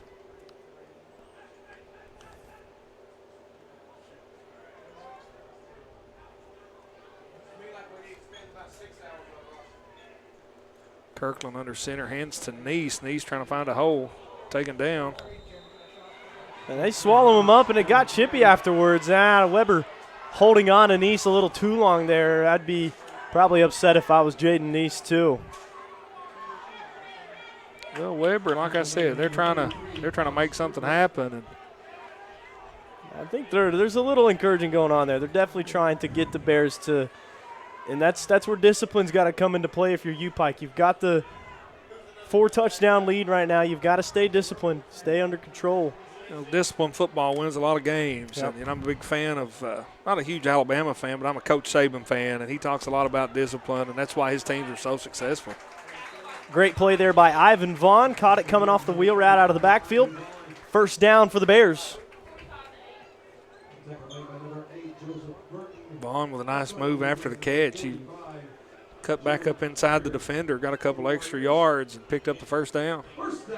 Bears at about the 15-yard line. Hand off to Vaughn. Vaughn bouncing his way behind the line and plows forward. Once again, a little action going on after the play. Looked like an offensive lineman for the Bears down on the ground. That is Braden Hunter. About a 5-yard gain from Vaughn. He's a hard runner. Just turns it up. All three backs for the Bears, Sanders, Vaughn, and Neese, run the ball with authority. Really, you've got Vaughn, who kind of fit the archetype of a tough runner, a third down and one kind of guy, and you got Sanders, who can break a big play at any time. And here, Kirkland keeps it himself. Great fake handoff. He'll slide down around the 4-yard line. So the Bears will have first and goal. Or no, excuse me, it'll be 3rd and 1. They're just short. I thought he got it as well, Alek. He was looked like he was sort of indecisive, either to slide or lower a shoulder. That situation, I like to see the big guy slide. Yep, absolutely. So now we're going to have a handoff to Vaughn. Vaughn misses a couple tacklers. He's pushing his way. He's got the line behind him, and there's a pile up. It'll blow the play dead. After the gain of about 2 yards, he definitely got the first. It'll be first and goal from about the 2nd-yard line as Jaden Neese returning to the game.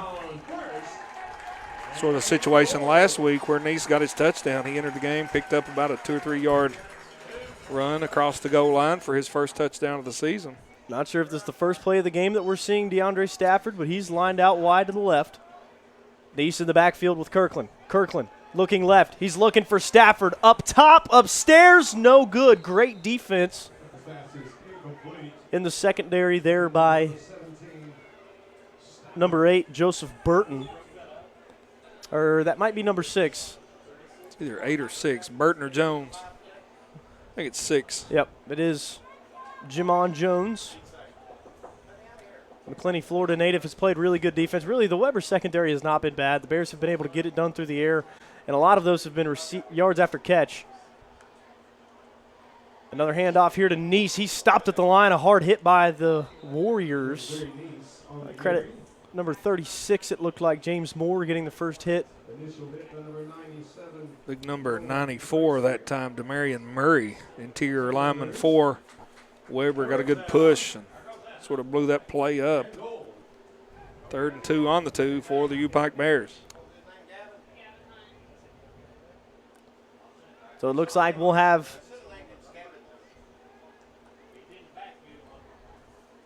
Gavin Hunt in the backfield with Lee Kirkland.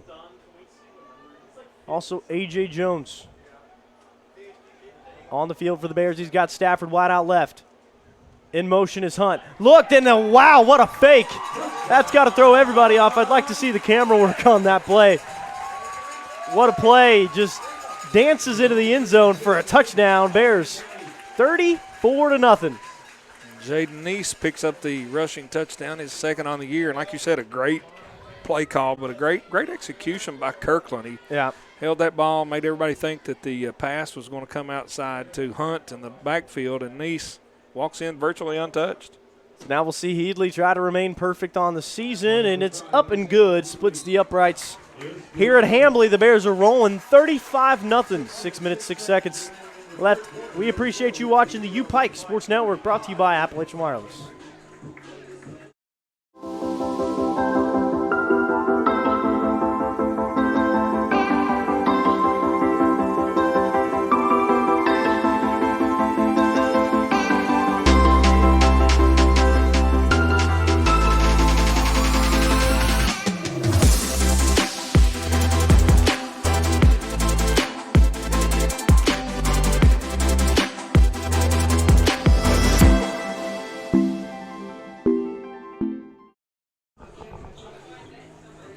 .606, the Bears will kick it off. Joseph Sandorf here in the third quarter.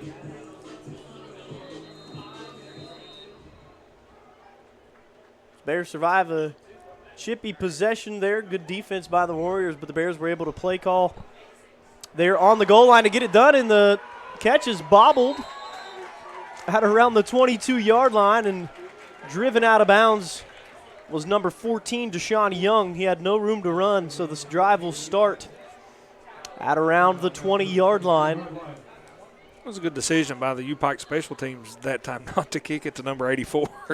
Little pooch kick, not as deep, but just as effective, especially where it was misplayed by Weber. So now Weber will set up. 6 minutes left to go here in the third. Bears up big. This is getting close to do or die. U-Pike just had 10 guys on the field. Brought down after the catch. It looked like number 16, Cameron Miller, on the down. He's been a great defensive back for the Bears so far this game. Had a couple of big coverages on those outside lanes. He has, and, that's a tough position to play. You're a defensive back. Weber been down a majority of the game, so they're putting the ball in the air quite a bit. So he's getting his steps in today while trying to defend these speedy receivers. Sipples looking sideline once again. That's Miller with the coverage, but a great catch. If he was in bounds, it looked like he was. Great catch by Deshaun Young there on the outside. That was great coverage as well. Good throw, good reception. Not a whole lot more Miller could have done, but that's like one of those we had earlier to Alex Shelton on our sideline. It's one of those great coverage, just a better throw, better catch. It happens sometimes. You just want to be in the right place, right time, make the play when you can. And you win some, you lose some. This handoff is stifled after a gain of about 3. We'll see where they spot it. On the run, number 25, Matranius Mack Jr. Trying to see who was in on the tackle that time for U-Pike. I want to think it was number 8, Tyler Little, with a stop.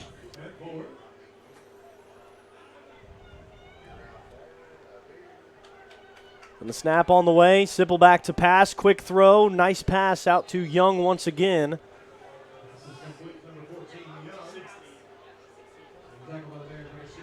Cameron Miller once again getting his work in. Yep. They're favoring that left side heavy. I wouldn't be surprised if they maybe try to push it upfield with a couple of run plays and then open Young up on the wing outside. Young seems to be his favorite target right now as he comes this side to number 11. Spinning and down around the 35.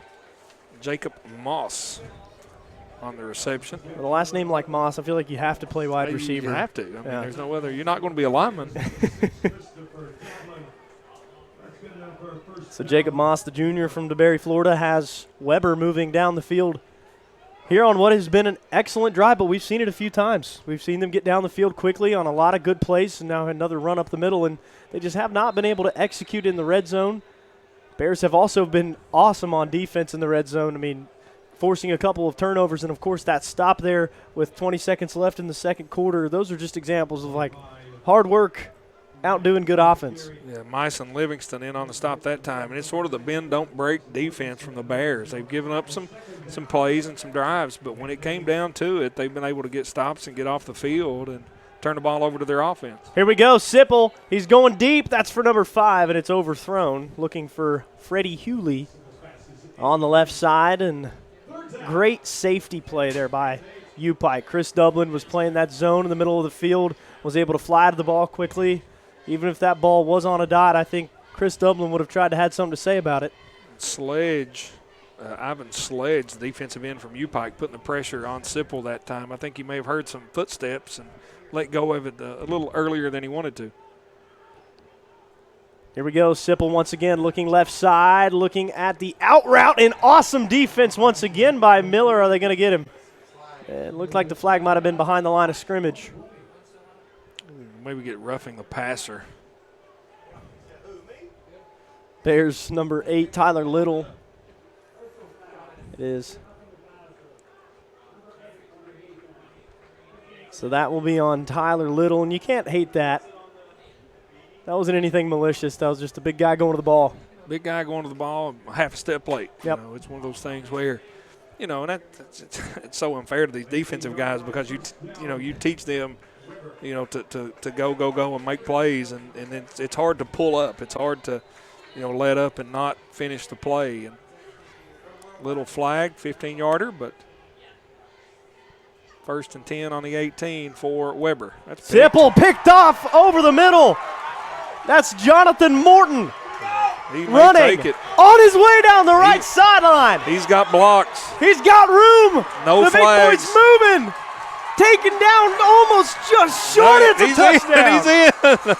Touchdown. Oh, a flag back here.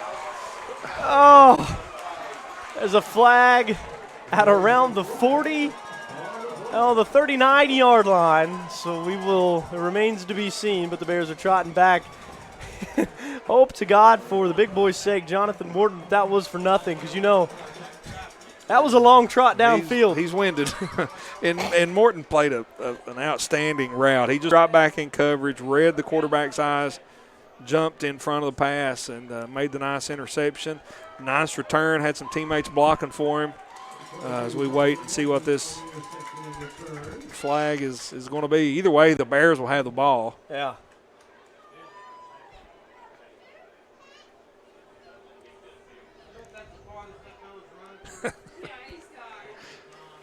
Morton's played a whale of a ball game as well. He's had some nice defensive plays, nice tackles. Happy to see him get an interception.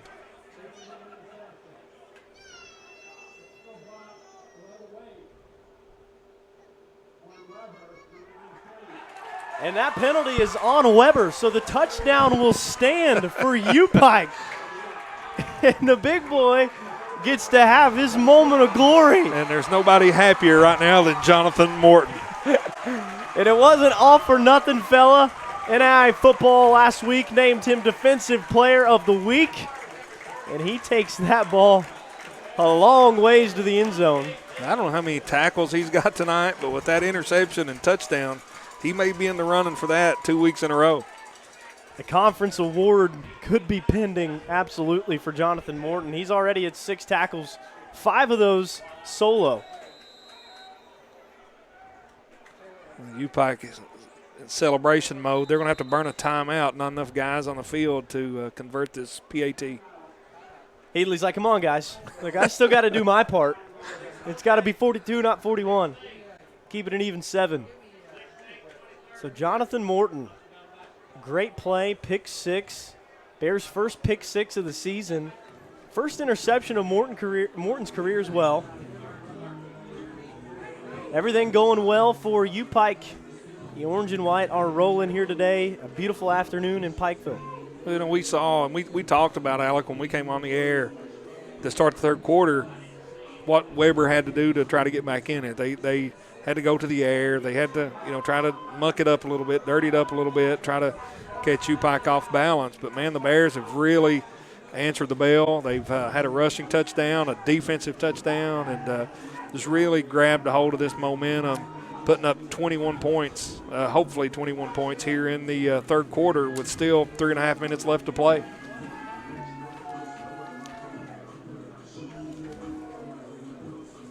So now we'll line up, and Headley will go to remain perfect on the season on the PAT.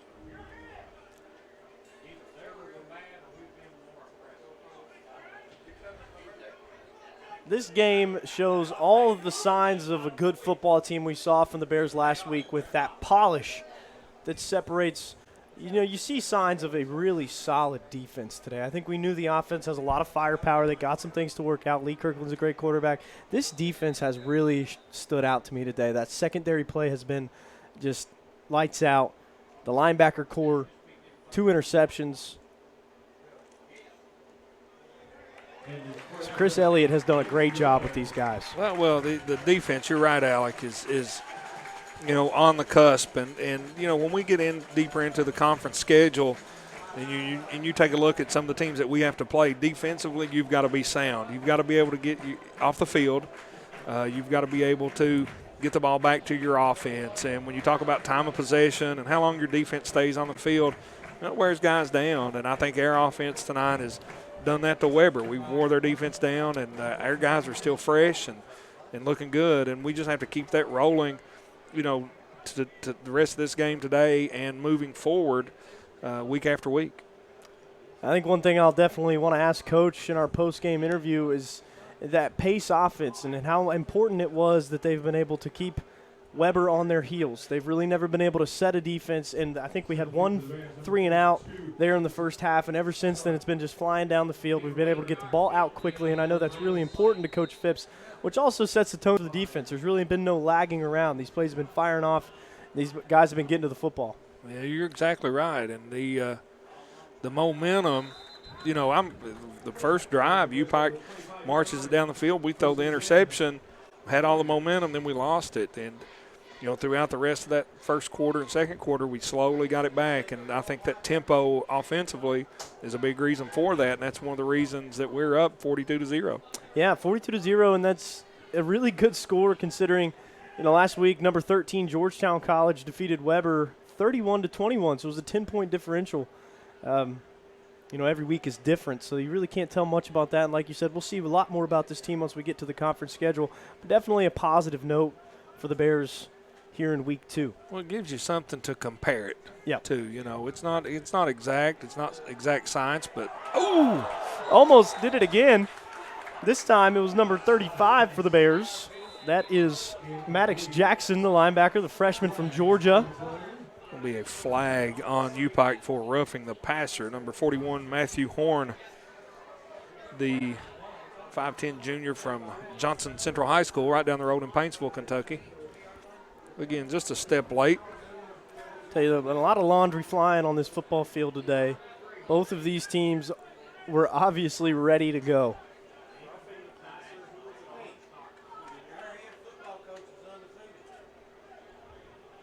Yeah, and that's what you expect. I mean, you like you said, Alek, these guys haven't played football in quite a while. They've, last season was so messed up, not playing in the fall and playing in the spring, and it was football, but it didn't seem like football. You know what I mean? Yep.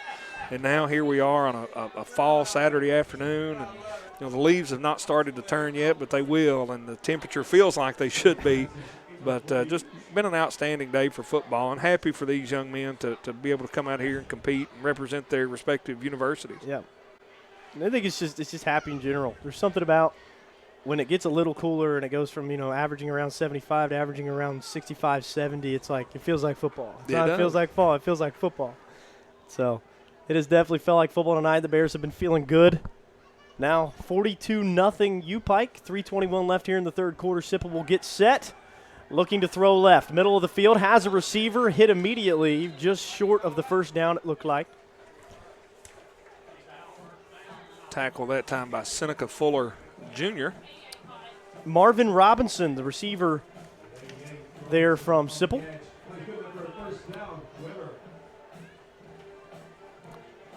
now we'll have a little bit of a pistol look from Weber. 3 wide out right, 1 receiver to the left. Fakes the handoff, goes over the middle once again, and that one's caught for a gain of about 7 yards. Sipple really falling in love with that little seam route. Just a guy running right down the seam. Really nothing special to it, just trying to get behind the linebackers in front of the defensive backs.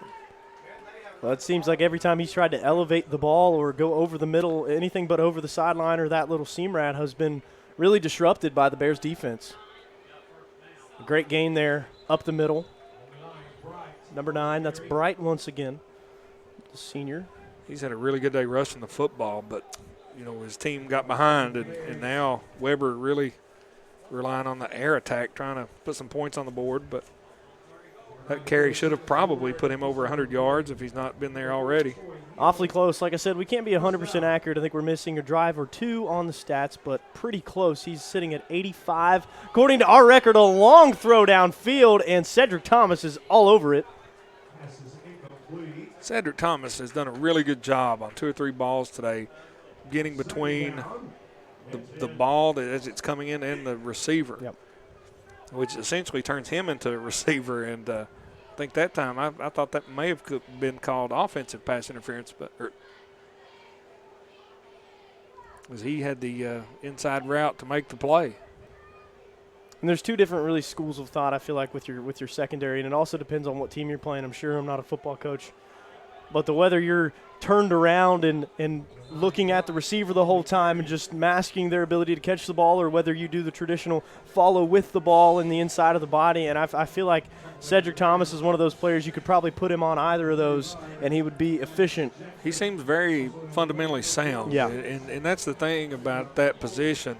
From what I've been told, right. You got to be fundamental, and if you get twisted and turned around, that's when a good quarterback and a good receiver will make you pay. Oh yes, sir. Some pumped up there for the Bears. A great stop. That's number 59, Ben Tate. Ben Tate had a good game last week. Sophomore from Spartanburg, South Carolina. It's nice to see this linebacker core really get theirs. They are really putting in a lot of work today. A couple interceptions, a lot of tackles.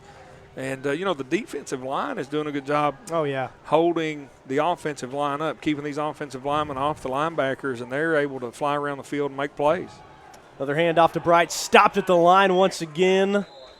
The first hit, I had my eye on it, is there on the ground. That's 5. That's Seneca Fuller. He's a DB. Put the first hit on him, and then he was taken down by the rest of the Bears line. I'd like to see an analytic of how long, on average, the quarterback has had to pass for Weber, because he has, like you said about the defensive line, not enough credit to them. They're not out here doing the great coverages and the interceptions and stuff, but they are really getting the job done, not giving him a room to breathe. Not giving him room to breathe, and that's allowing these linebackers to fly in and make some plays on the quarterback. Had a good pocket that time, just wasn't on target with the throw. Looking for Marvin Robinson in the end zone. So 20, Throw a little out wide. I don't think even if it would have been, catchable, I don't think it would have been in bounds. So now 26 seconds, 2nd and 10. Lined up here on the 23-yard line. Quarterback back to throw, finds a receiver over the middle, and he dropped it. I don't think he had possession long enough for it to be considered a catch. Incomplete pass definitely falls in favor of the Bears. That's going to make it 3rd and long. 3rd and 10, 20 seconds, 20.7 seconds left here in quarter number 3.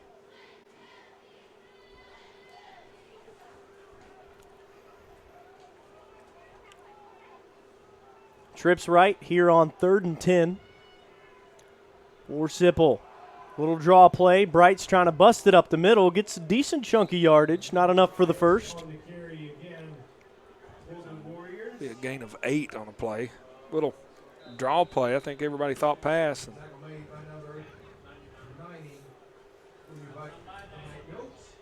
Pike Bear down on the field.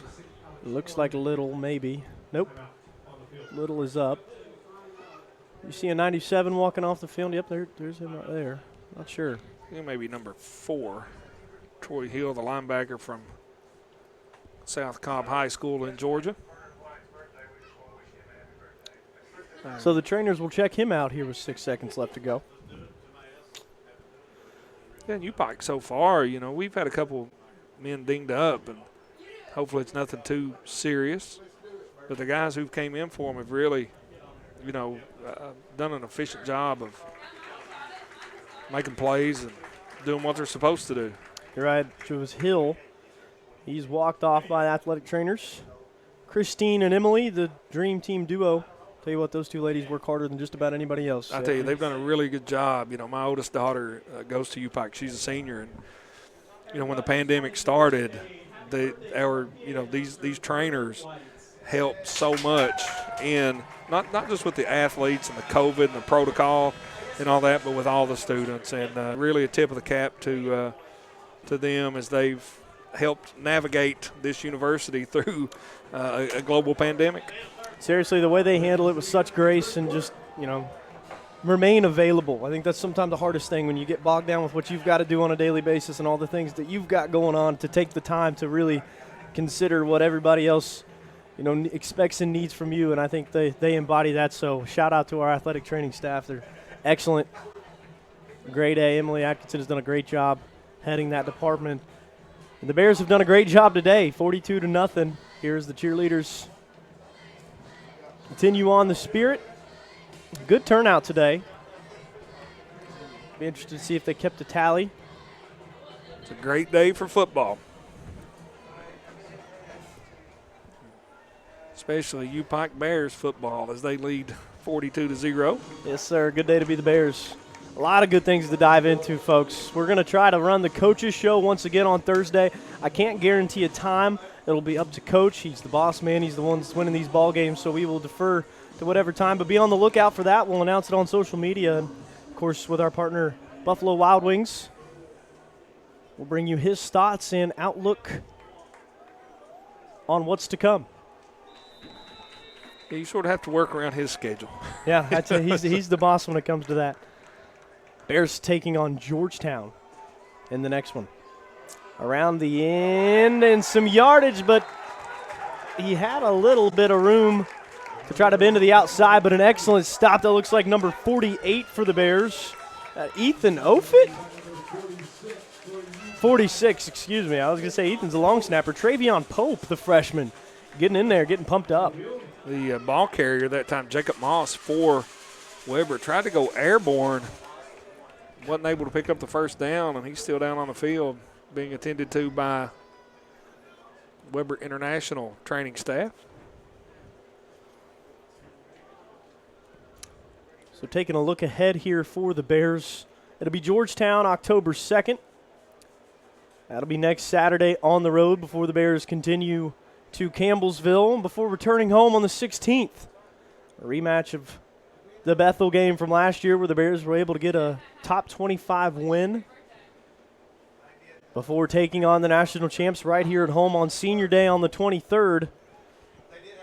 Then the Bears will round out the home schedule for homecoming, which will also serve as the day for the Hall of Fame induction. We will have basketball on that day, football that day, so we are going to have all hands on deck, and it is going to be a very exciting day to be the Bears on the eve of Halloween. Very busy day for the sports information director. It is very busy. Very busy for all of us athletics. That's one thing I could say, that very thankful to be a part of a team where really everybody steps in to help where they can here. As bursting up the middle, it looks like Adrian Madako, number 21, picking up a good chunk of yardage. People like yourself, Jeff, stepping into the booth, filling in for Mr. Pinson, who is out of town. Anytime I can help, I always try to. I've been a proud supporter of UPike and UPike athletics. Even before, I attended here. I attended several games my senior year in high school, and, basketball, and fortunate enough to watch guys like Bart Williams be able to play and then play alongside of, good players myself. And then, really continue that through after graduation to, Coach Wells, Coach Compton, and everybody here at UPike yourself. It's just great to still be a part of such a special place, and I'm always here to help. And I think that embodies really what we want that relationship with the alumni and those supporters, those long time, those diehards, it's so important at this level, really any level of college athletics. And I think you were definitely a shining example of that as Adrian Madako has come into the game and really just racking up the yardage. Chunks already. Bears going to have a second and short. Madako with some fresh legs carrying the ball. And I almost said something earlier, and I didn't want to like preface something if he wasn't playing or dressing today or something like that. But last game they did the same thing. It was Sanders and Vaughn hammering it for first 3 quarters of the game, and then you've got this guy, who's that guy coming in, and he just racks up the yardage, can hit the defense, like you said, with fresh legs, and he's getting it done. Got a first down there for the Bears. Well, at this level, if you've got to have multiple, you got to have multiple backs, and you've got to have multiple skill guys, and I don't really know that it matters where you are on the depth chart. I think at some point in time you're going to get your chance and your opportunity, and you got to make the best of it when the time comes. Jaden Neese is going to get the call here, pushing his way forward. Jaden Neese is one of those running backs where when he falls forward, you can see every pound of his weight is going with him. Like, he's not shying away from any bit of that contact on the line. That's what makes a guy like him so valuable. Well, I teach at Perry Central High School, and that's where Jaden went to school. His dad, Thomas, and I, grew up together and played high school basketball together. So I've known Jaden since he was a very young man, little boy, as a matter of fact. And I got to watch him a lot in high school, carry the ball. And he played for Coach Tom Larkey, who's one of the winningest coaches in high school football history. And Coach Larkey would maybe throw the ball once or twice a season. Not a game, a season. Wow. So Jaden got a lot of opportunities to carry the football, had multiple games over 300 yards. So he knows what he's doing back there, and good to see him get that touchdown earlier in the game. Couple Jaden Neese carries have the Bears set up at 3rd and 3. Fake handoff to Madako. He's got Shelton, the big guy. Shelton makes a miss, switches direction, and showing off the finesse. Not only does he have the brute, but he's got the finesse footwork as well. Put him on skates right there, able to keep slipping and sliding, pick up the first down. I'm not sure if he's got as much lateral speed as maybe Clark, but the execution was there. He's quick. Madako once again with the handoff here. Bears now just grinding it down. Well, here, it gives you an opportunity to work on your run game, your blocking schemes, and like you said, that offensive line is such a cohesive unit, and they got to work together. So we'll have a flag on the play. I didn't see whether it was thrown during or after.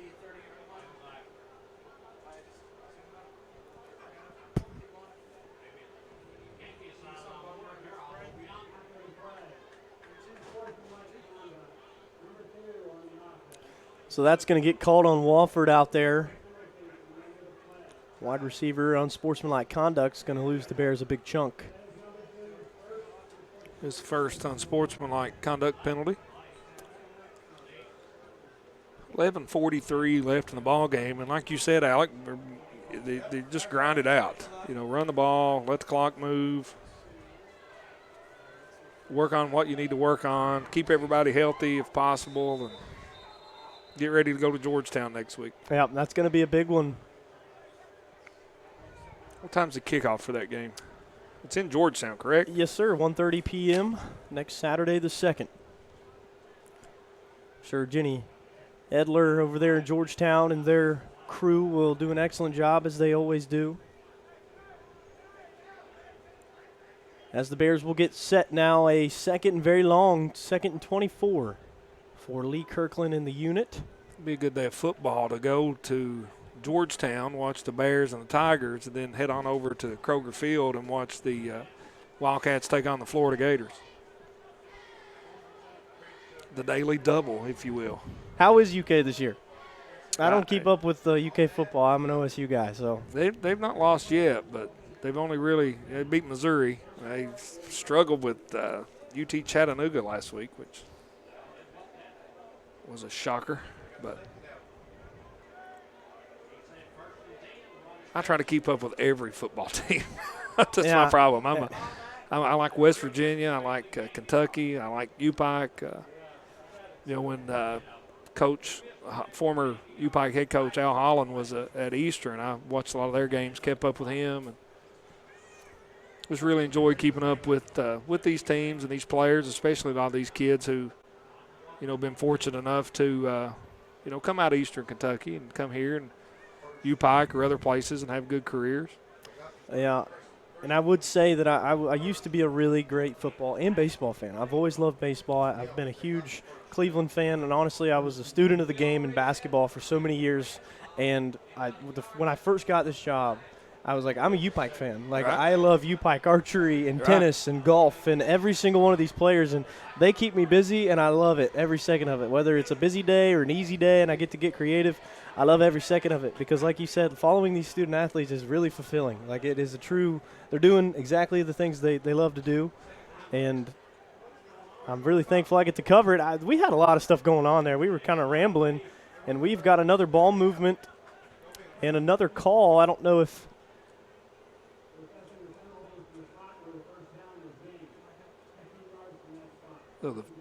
So they marked it back to where the first down was made, and then they're coming back 15 yards. They originally marked it from the original line of scrimmage, so it's not going to be back as far. I want to say a big shout out to our Pike TV crew, technically directing and producing what has been an excellent production this season. We have worked really hard to try to bring you the best stream possible, and exploring new things with video equipment, and really they're the standard, and we couldn't do it without those guys, and very thankful for them. So shout out to Pike TV here as Weber with a great defensive play, dragging Kirkland to the ground. It's going to go down as a sack, and he's a big chunky yardage lost for the Bears there. Weber trying to bring the blitz and put the pressure on Kirkland, able to get to him that time. So he's sacked, so now it's going to be second down and really long. Second and 20.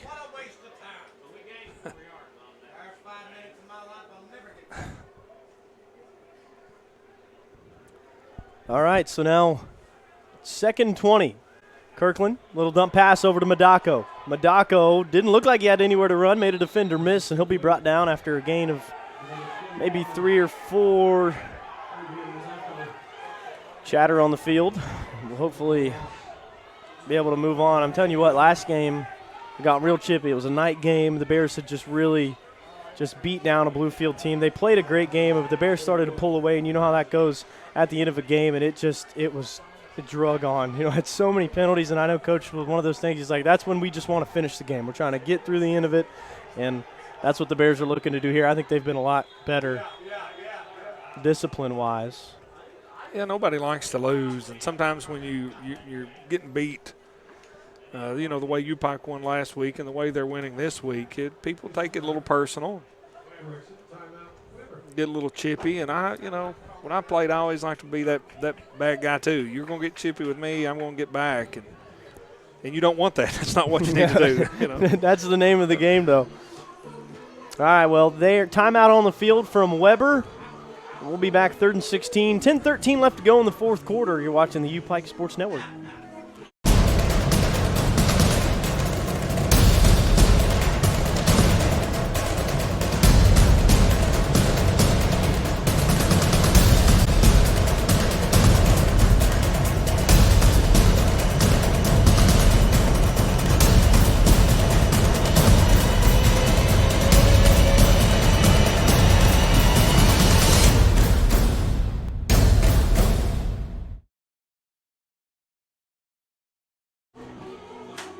Bears football, 3rd and 16, ball on the 42-yard line.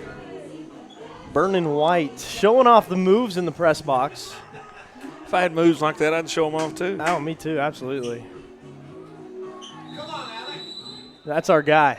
Hey, he's a staple of U-Pike athletics. And Lee Kirkland hands it off. Oh, Madako's got some room to run. Darting up the middle. That's going to be a touchdown for Adrian Madako out of nowhere. The Bears kind of lull us to sleep. All of a sudden, Adrian Madako turns the Jets on. 48-0. 3rd and 16, and I think Weber was thinking pass. Madako was thinking, I'm taking this to the house. As he rushes for a U-Pike Bears touchdown. As someone who doesn't consider myself much of an athlete, especially not anymore, it's amazing to me how quickly they can flip the switch from reading the block to shooting that gap, finding that lateral speed to get upfield. Well, one of the things you cannot coach is speed. Yep. And no matter how hard you try, you can work on drills, you can get quick.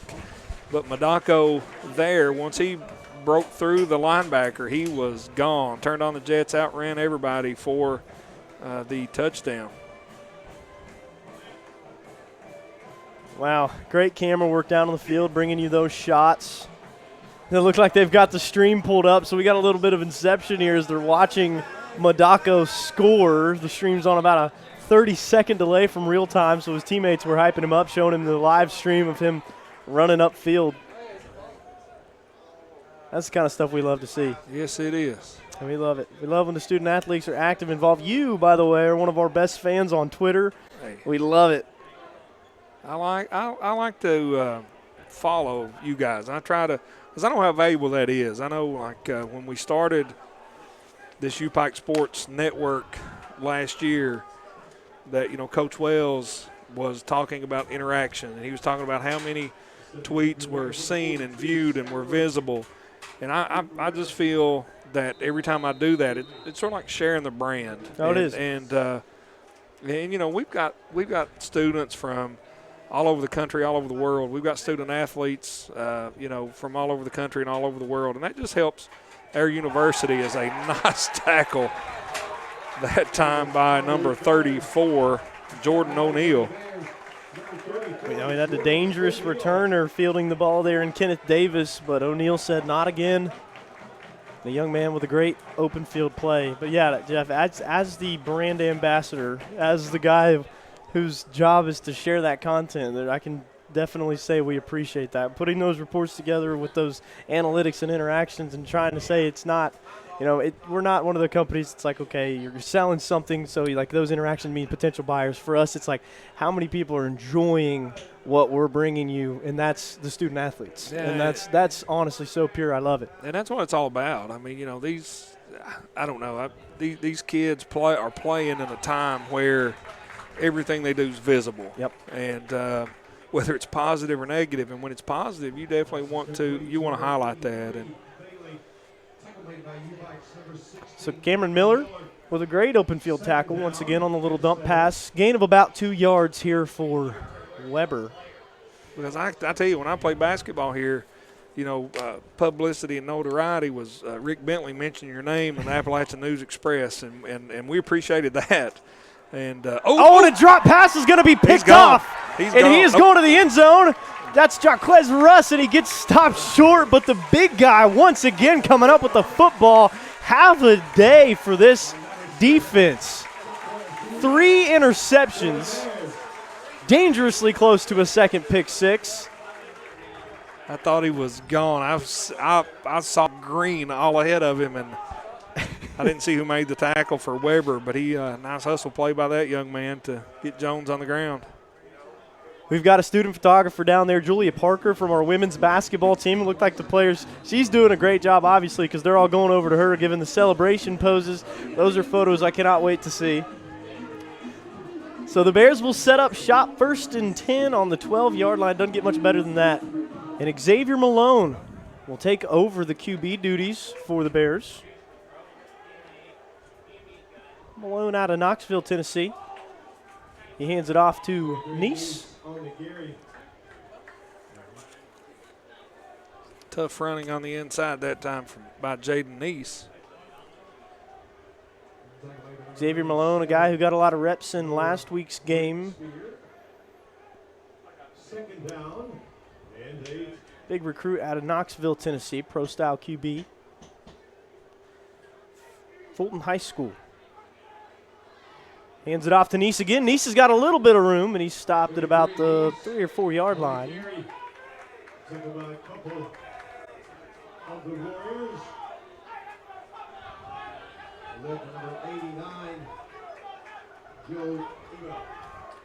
Love the energy from the coaching I staff. can hear them, man. That's what I was. A lot of these guys on the booth up above us are, hey, these assistant coaches, man, they work hard. Yes, they do. And, you're here pitching a shutout with a chance to go up 50-0. You want that to happen. You're happy for these young men. Xavier Malone awaits the shotgun snap, 3rd and 2. Looks to his right, throwing the fade route to Clark. Clark's got the height advantage. Pass is a little high. Great coverage there on the outside. Looks like I need to get my eyes checked. I need to go see the optometry department. I think it was Cody Braden. Nope, I'm sorry. He's a quarterback. 42. 42. 4th down. That would be Warren Laguerre from Boca Raton, Florida. Good coverage there on the outside, so that'll leave Headley.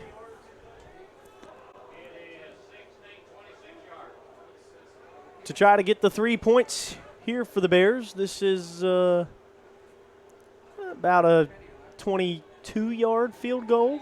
Field goal is good. Nails it easily. Headley can kick. I like this young man. Yeah, he's been consistent too. I really you got to appreciate that because it hasn't so far this season.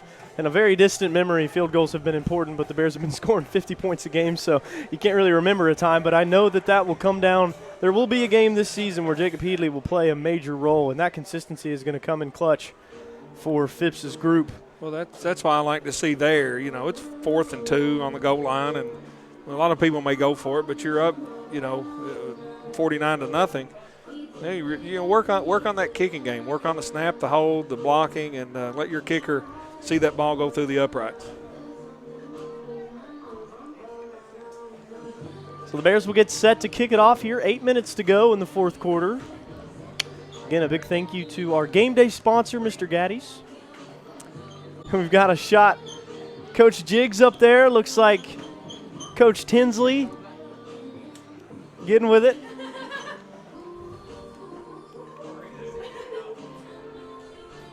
Feeling it to some Havana.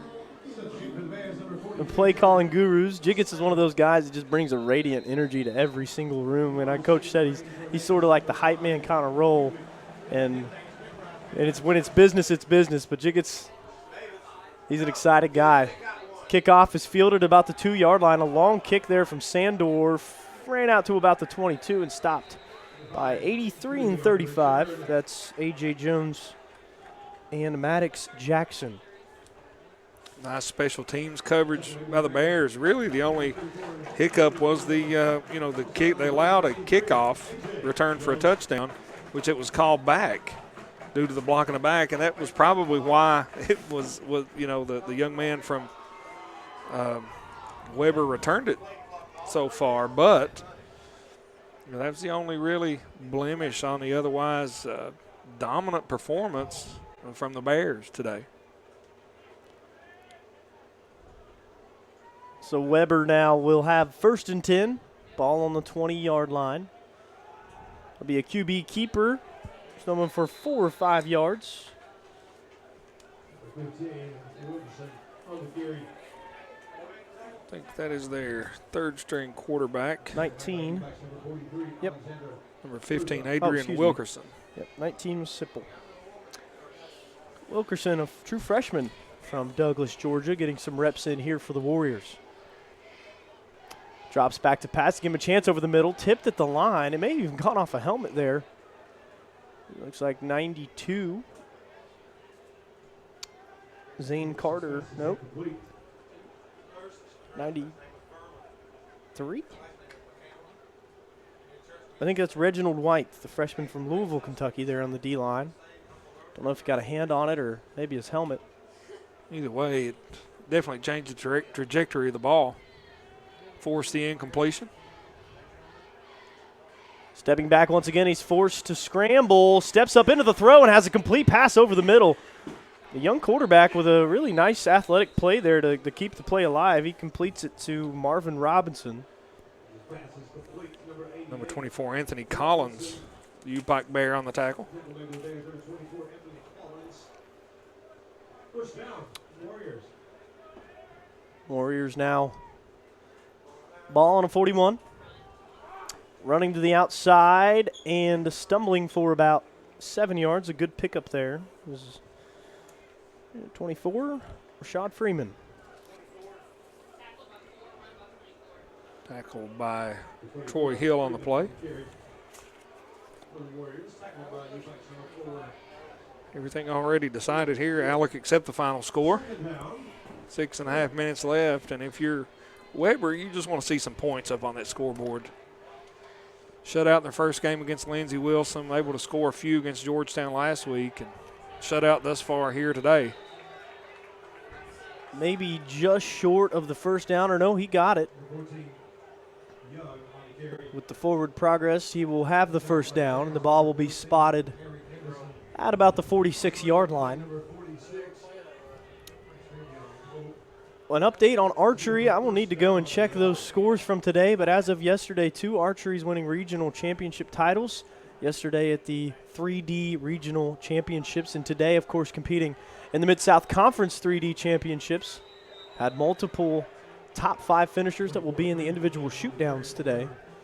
And a huge shout-out to Ellie Yoakum, Jonathan Clemens, our archery coaches. They've really done a great job with that group. Archery was something I was new to. I spent some time at University of the Cumberlands before coming here, and they are – Ellie Yoakum is a product of the Patriots, and both of these schools do a really good job, and it's a really interesting sport to try to get into.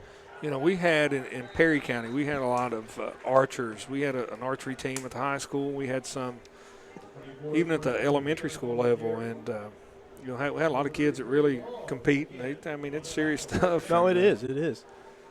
Shout out to those coaches and athletes as they compete for those championships. Reigning Mid-South Conference champion men's and women's bowling teams also in action today. So once this game wraps up, as another first down is churned out there by White. Excuse me, that's Freeman once again. Bowling results awaiting.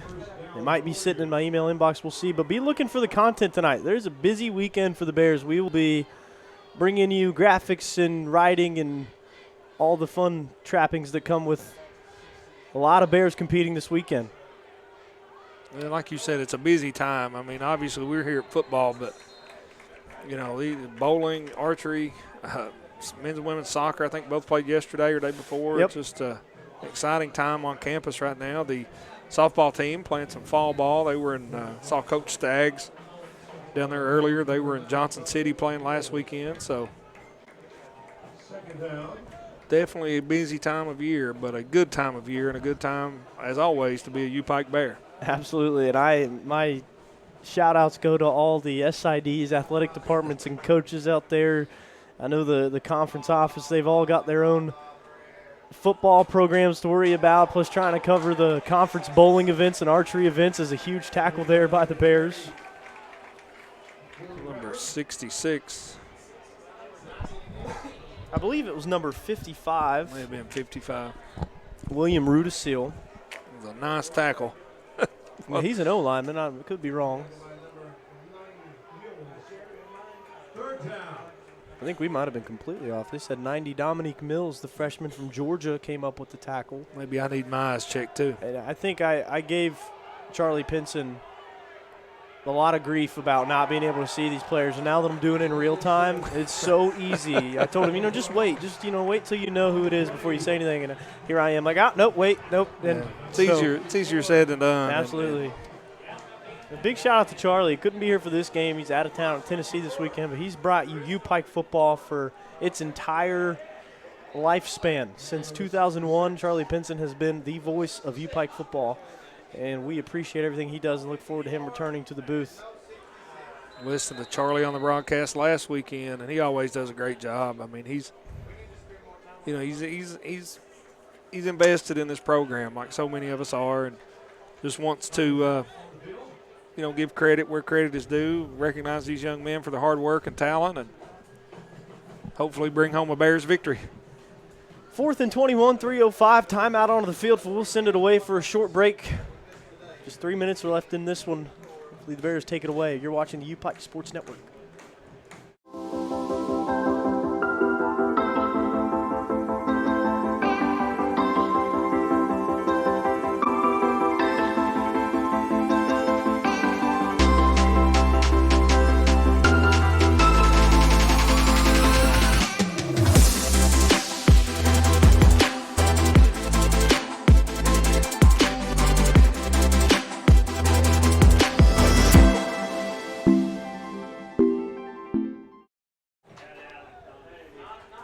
coming back out of the timeout. Bears all but sealed the deal here. 4th and 21 for Weber, the punt team back.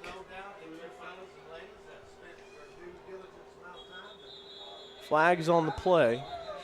Be a false start, I believe, on number 36 from Weber. He flinched a little.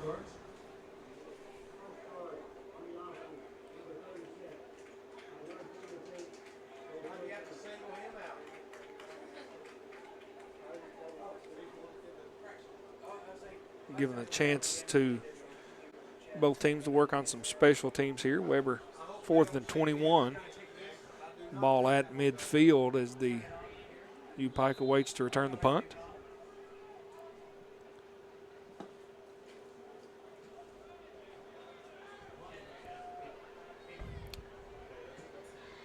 Looks like fielded by Dublin. Dublin's got some room to run. He's gone. He's got a sideline, he's got a block, and he's got a touchdown. 58 zip. No flags on the play. A couple great blocks. Really a nice block there. I want to highlight number 14, the sophomore Harry Henderson in the home stretch there. That's the tail end of the play that I caught. But the entire way down the field, there was not a single player not looking for somebody to block. Maybe there is a flag on the field over there. I don't know. The line judge on the far side, but I don't think he was touched. I think he was.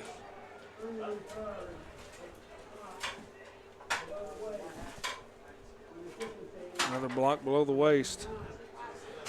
That's a great return. Coach Jiggs is excited. I'm excited. Absolutely. You know I'm excited, baby. Love to see it. 58-0. Big touchdown from Chris Dublin off the punt, forcing Weber into a 3-and-out. And the fact that the defense is still causing a 4th and 21 situation, the punt return team is still bringing it almost 100 yards down the field to get a touchdown, and you're up this big, this late. The energy is unmatched. And you know, that punt wasn't a bad punt. It was one of their better punts. It hit and bounced. And, you know, I thought for a second that we may just let it bounce and roll out, but pick it up and take it to the house to make the lead 59-0, 2:44 left here in the ball game. And this one has been all U-Pike Bears.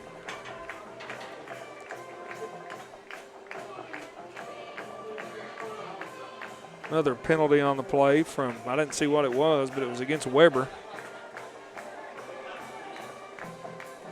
Weber sort of, as the game's gone on, Alek, has lost a little bit of composure. A lot of penalty yards against Weber today, and give U-Pike a lot of credit. They've taken advantage of those and converted them into points.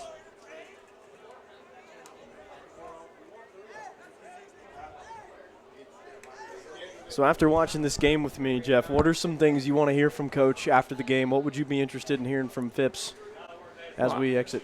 You know, I think with this offense, like you said, the tempo, what does he do to keep improving it? I know a coach, you always want to improve it. You're always going to find weaknesses, but, you know, what are some things he's looking to fine tune next week moving into Georgetown? But defensively, though, what a performance!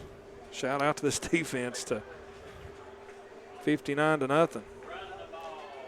So we've got a down kick in the end zone. It'll be a touchback. Warriors will have 1st and 10 at the 25.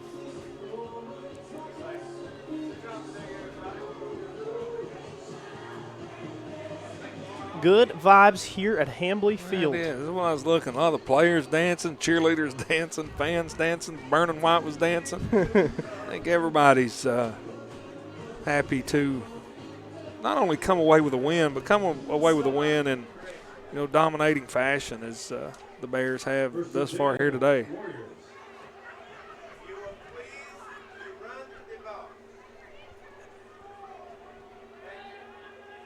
So we'll have a run here, trying to get around the outside, stopped by multiple multitude of Bears. 45, Paul Mauricio in on that effort. On the carry, tackled by 7. Number 24, Rashad Freeman on the carry for Weber.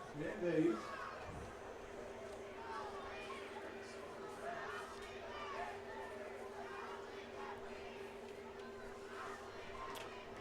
So now to be 2nd and 8, ball on the 27-yard line. Bears will move to 2-0. Freeman once again gets the call, and the Bears are flying to the ball still. Carmichael in there, getting in on the tackle. Weber just content to keep it on the ground those first 2 runs. Dustin Long as well, flying to the ball. In the backfield, we've got Elijah Richardson lining up with the Bears. Ryan Livers, I think that's the first time we've seen him today. So maybe some younger guys getting some snaps here, in great coverage there. 46, that is Travion Pope, freshman from Valdosta. This is great coverage. Defensive end having to go out and cover a wide receiver running back, and got a hand on it, knocked it away. And the Weber International Warriors will line up and punt the ball away.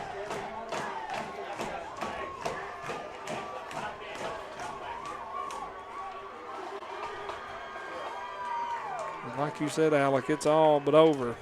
1:32 left here in the ball game. U-Pike leads 59-0. And we'll get the ball back, and a couple snaps, maybe take a knee, and it should be all she wrote. Long snap. The punt is off. It's low, and it will pass the 50. And that is when I will pass it off to you. I'll be headed down to the field to get a comment from Coach Phipps. If I don't get to talk to you anymore on air. Appreciate doing it with you, man. Appreciate it. It I was a enjoyed good it. time, Thank you, Al. especially when the Bears win. So I will head down to the field, and we'll get comments from Coach after the game.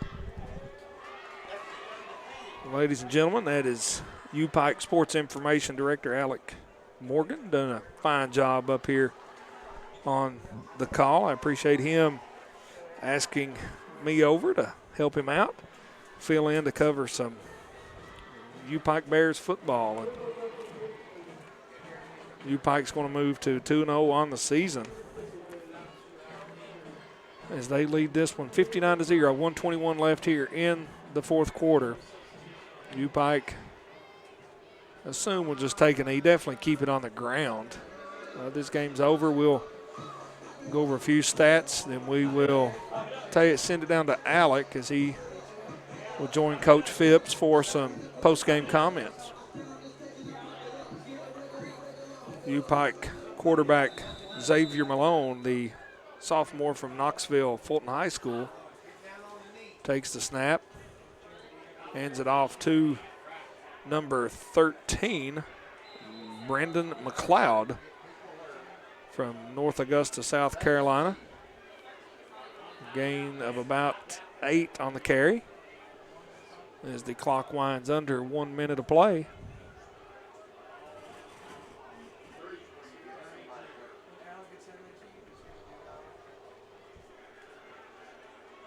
Great crowd on hand. A lot of folks still sticking around. Speak, have a word with their favorite player, band member, cheerleader after this. Well, it's been truly a great day for football. Hand off once again to number 13, Brandon McLeod. That's going to be a face mask on Weber. I didn't see the number, but he got a handful of McLeod's face mask and did not let go. It's going to be a personal foul, I'm sure. Coach Phipps out getting some clarification.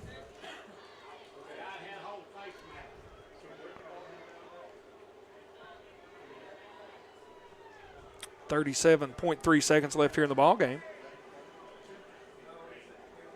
Appreciate you folks tuning in to U-Pike Sports Network, brought to you by Appalachian Wireless. We appreciate them. We also appreciate today's game day sponsor, Mr. Gaddy's. Great crowd on hand.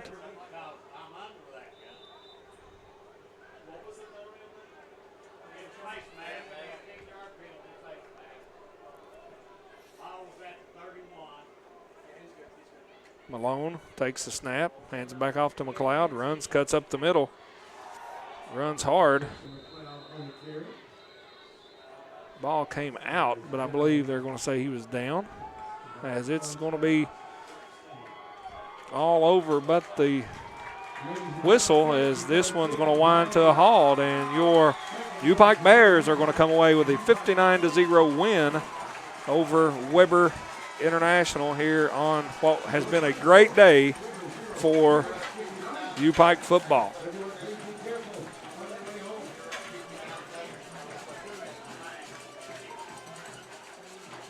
Trying to wait and see. I know Alek is down on the field. He's going to try to get a word with Coach Phipps. When we do, we'll definitely send it to him for some post-game comments. Then we'll come back, look at a few stats, and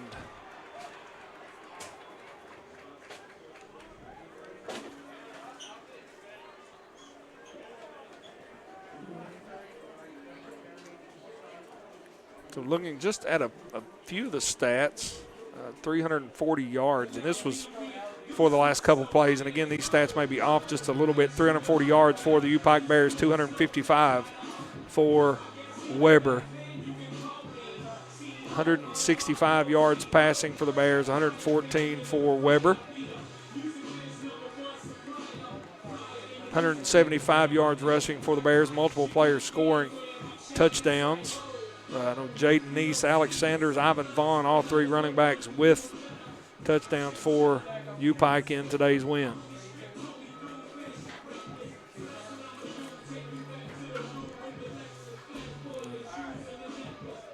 Coach Phipps making his way over to Alek.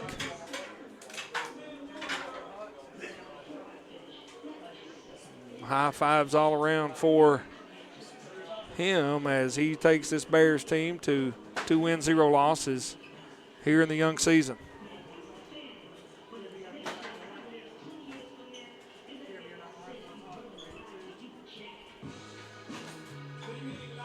And ladies and gentlemen, at this time we'll send it down to Alek as he's down with Coach Phipps for some post-game comments here. Let him get situated where he wants him. Coach Phipps hugging his guys. A big win, a lot of emotion out here, and we'll send it down to Alek. Good.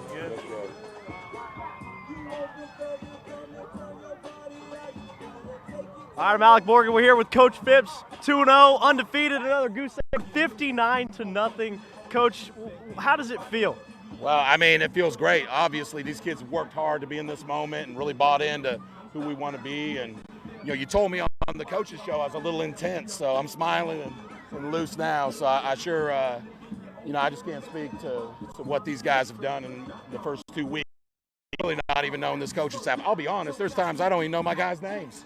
And they're playing their hearts out for us and doing an excellent job. And that's the thing. There was a lot of good things from week 1 that we took away. And I feel like, you can tell me if I'm wrong as the coach, you cleaned up a lot of those little areas you said we need to work on, but you followed the game plan. It looked polished, good. The guys were disciplined. It was really fun to watch. Yeah, they were a lot more disciplined, a lot less than chippy stuff, and there was some of that at the end, but I've been on some of those where you just couldn't do anything right, so, you know, that was really a team that gave Georgetown all they wanted last week, so I think when things started to fall apart for them, that they got a little chippy, and I can't blame them for it. Our guys just kept their composure, and we got out of here with that win.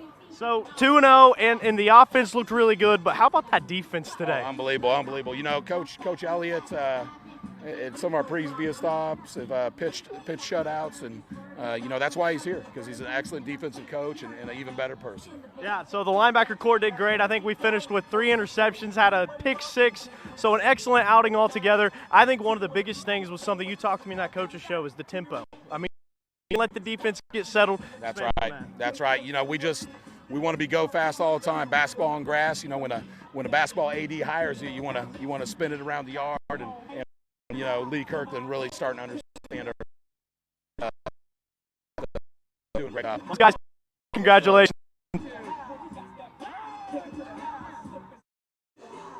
Thank you, Alec, and we'll be right back after this short break. You're watching U-Pike Bears football here on the U-Pike Sports Network, brought to you by Appalachian Wireless.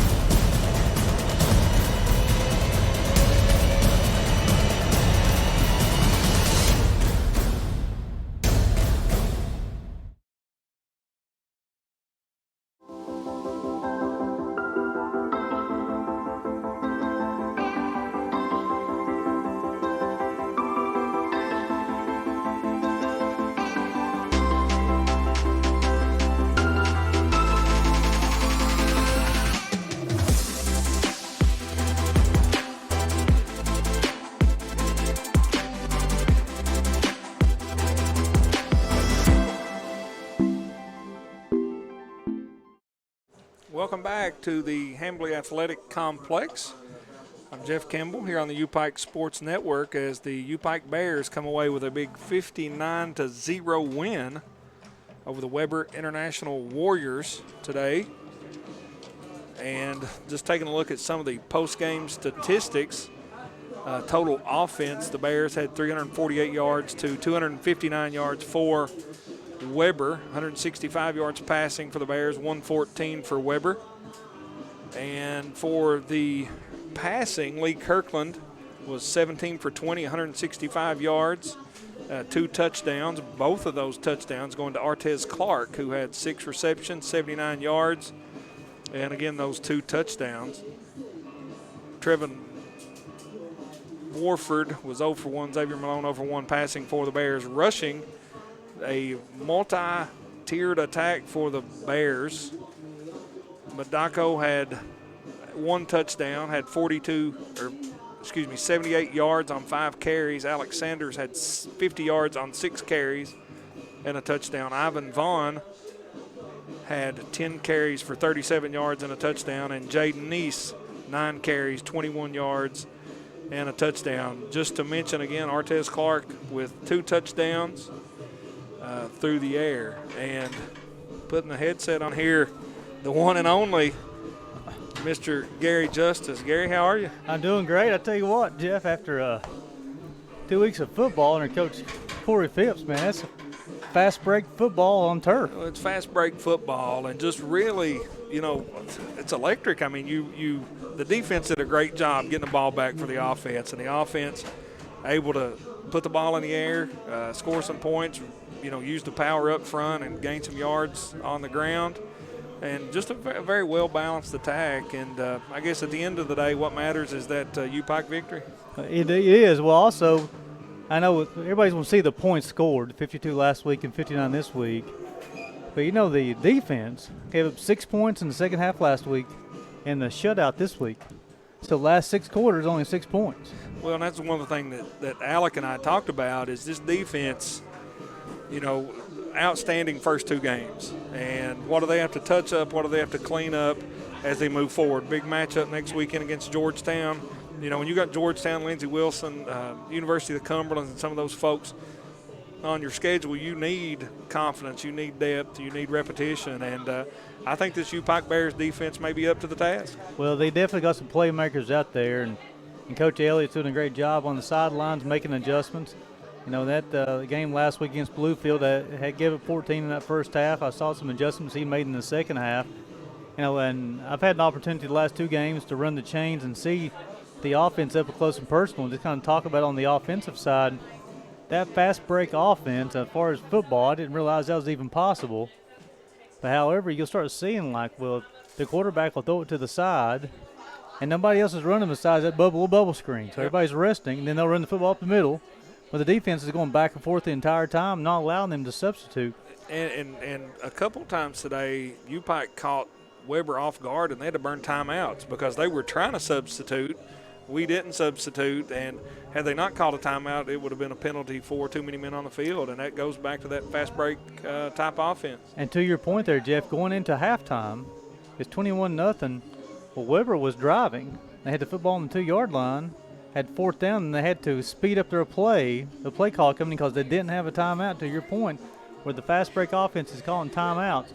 So really, Coach Phipps and his offense is forcing the other team to do something they don't want to do. It is, and it makes you uncomfortable. And anytime you get out of your rhythm, doing what you want to do, you see things like that happen. But just a phenomenal effort on defense and a couple of huge plays on 4th down, a couple of nice interceptions. Defensive linemen getting their hands up, deflecting a pass, linebackers picking it off. Just a real exciting day for this U-Pike Bears football team. And you could see the excitement on their faces, the last quarter down here dancing around having fun, knowing that they're going to come out of here with a victory. Well, I tell you what, as far as the atmosphere, something that started a few years ago at the University of Pikeville is a marching band.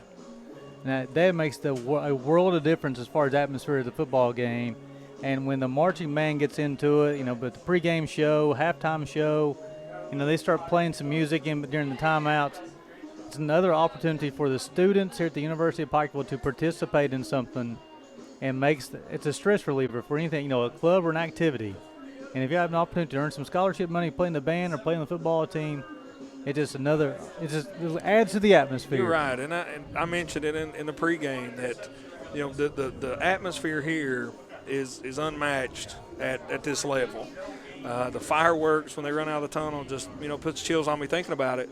But it's a true community event. Football is. You and I went to college here before football, and I sit right in these bleachers and watch you pitch many a game because we didn't really have our own baseball field at the time. That's right. But now you've got Saturday afternoon, you've got the football team, you've got the band, the cheerleaders, the dance team, you've got the women's basketball team down here, you've got somebody selling concessions. I saw men's basketball players.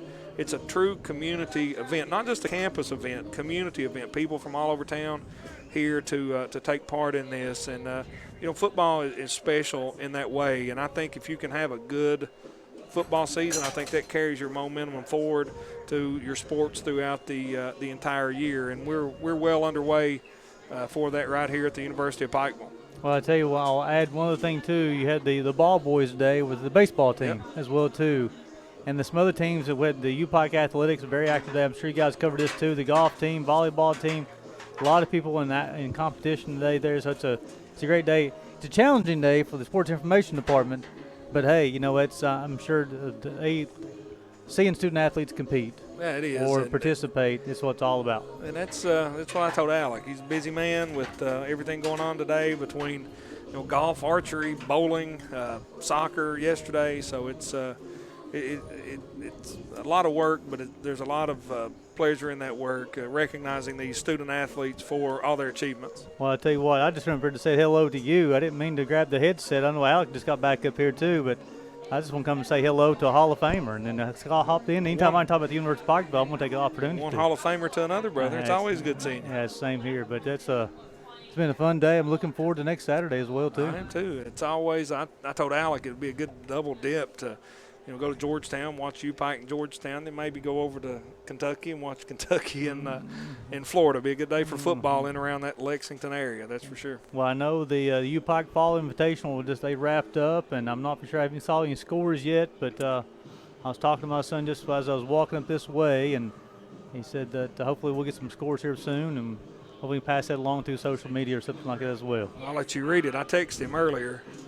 I said, how did you today? He said, I didn't come in last. Yeah, That's a start. He ended up he shot an 88, but he went to OB a couple of holes, so he actually thinks he might be able to play in the 6th spot tomorrow versus the 7th spot. Actually, he may have moved up, and I think he's 3 shots out of his flight, out of the top spot out of his flight. So hopefully he'll come out and just get the ball in bounds tomorrow. I told him hit it long and straight and one put all the greens. He'll be fine. It was a good day for football and a good day for golf. Yes, it's sir. always a good day for golf. That's exactly right.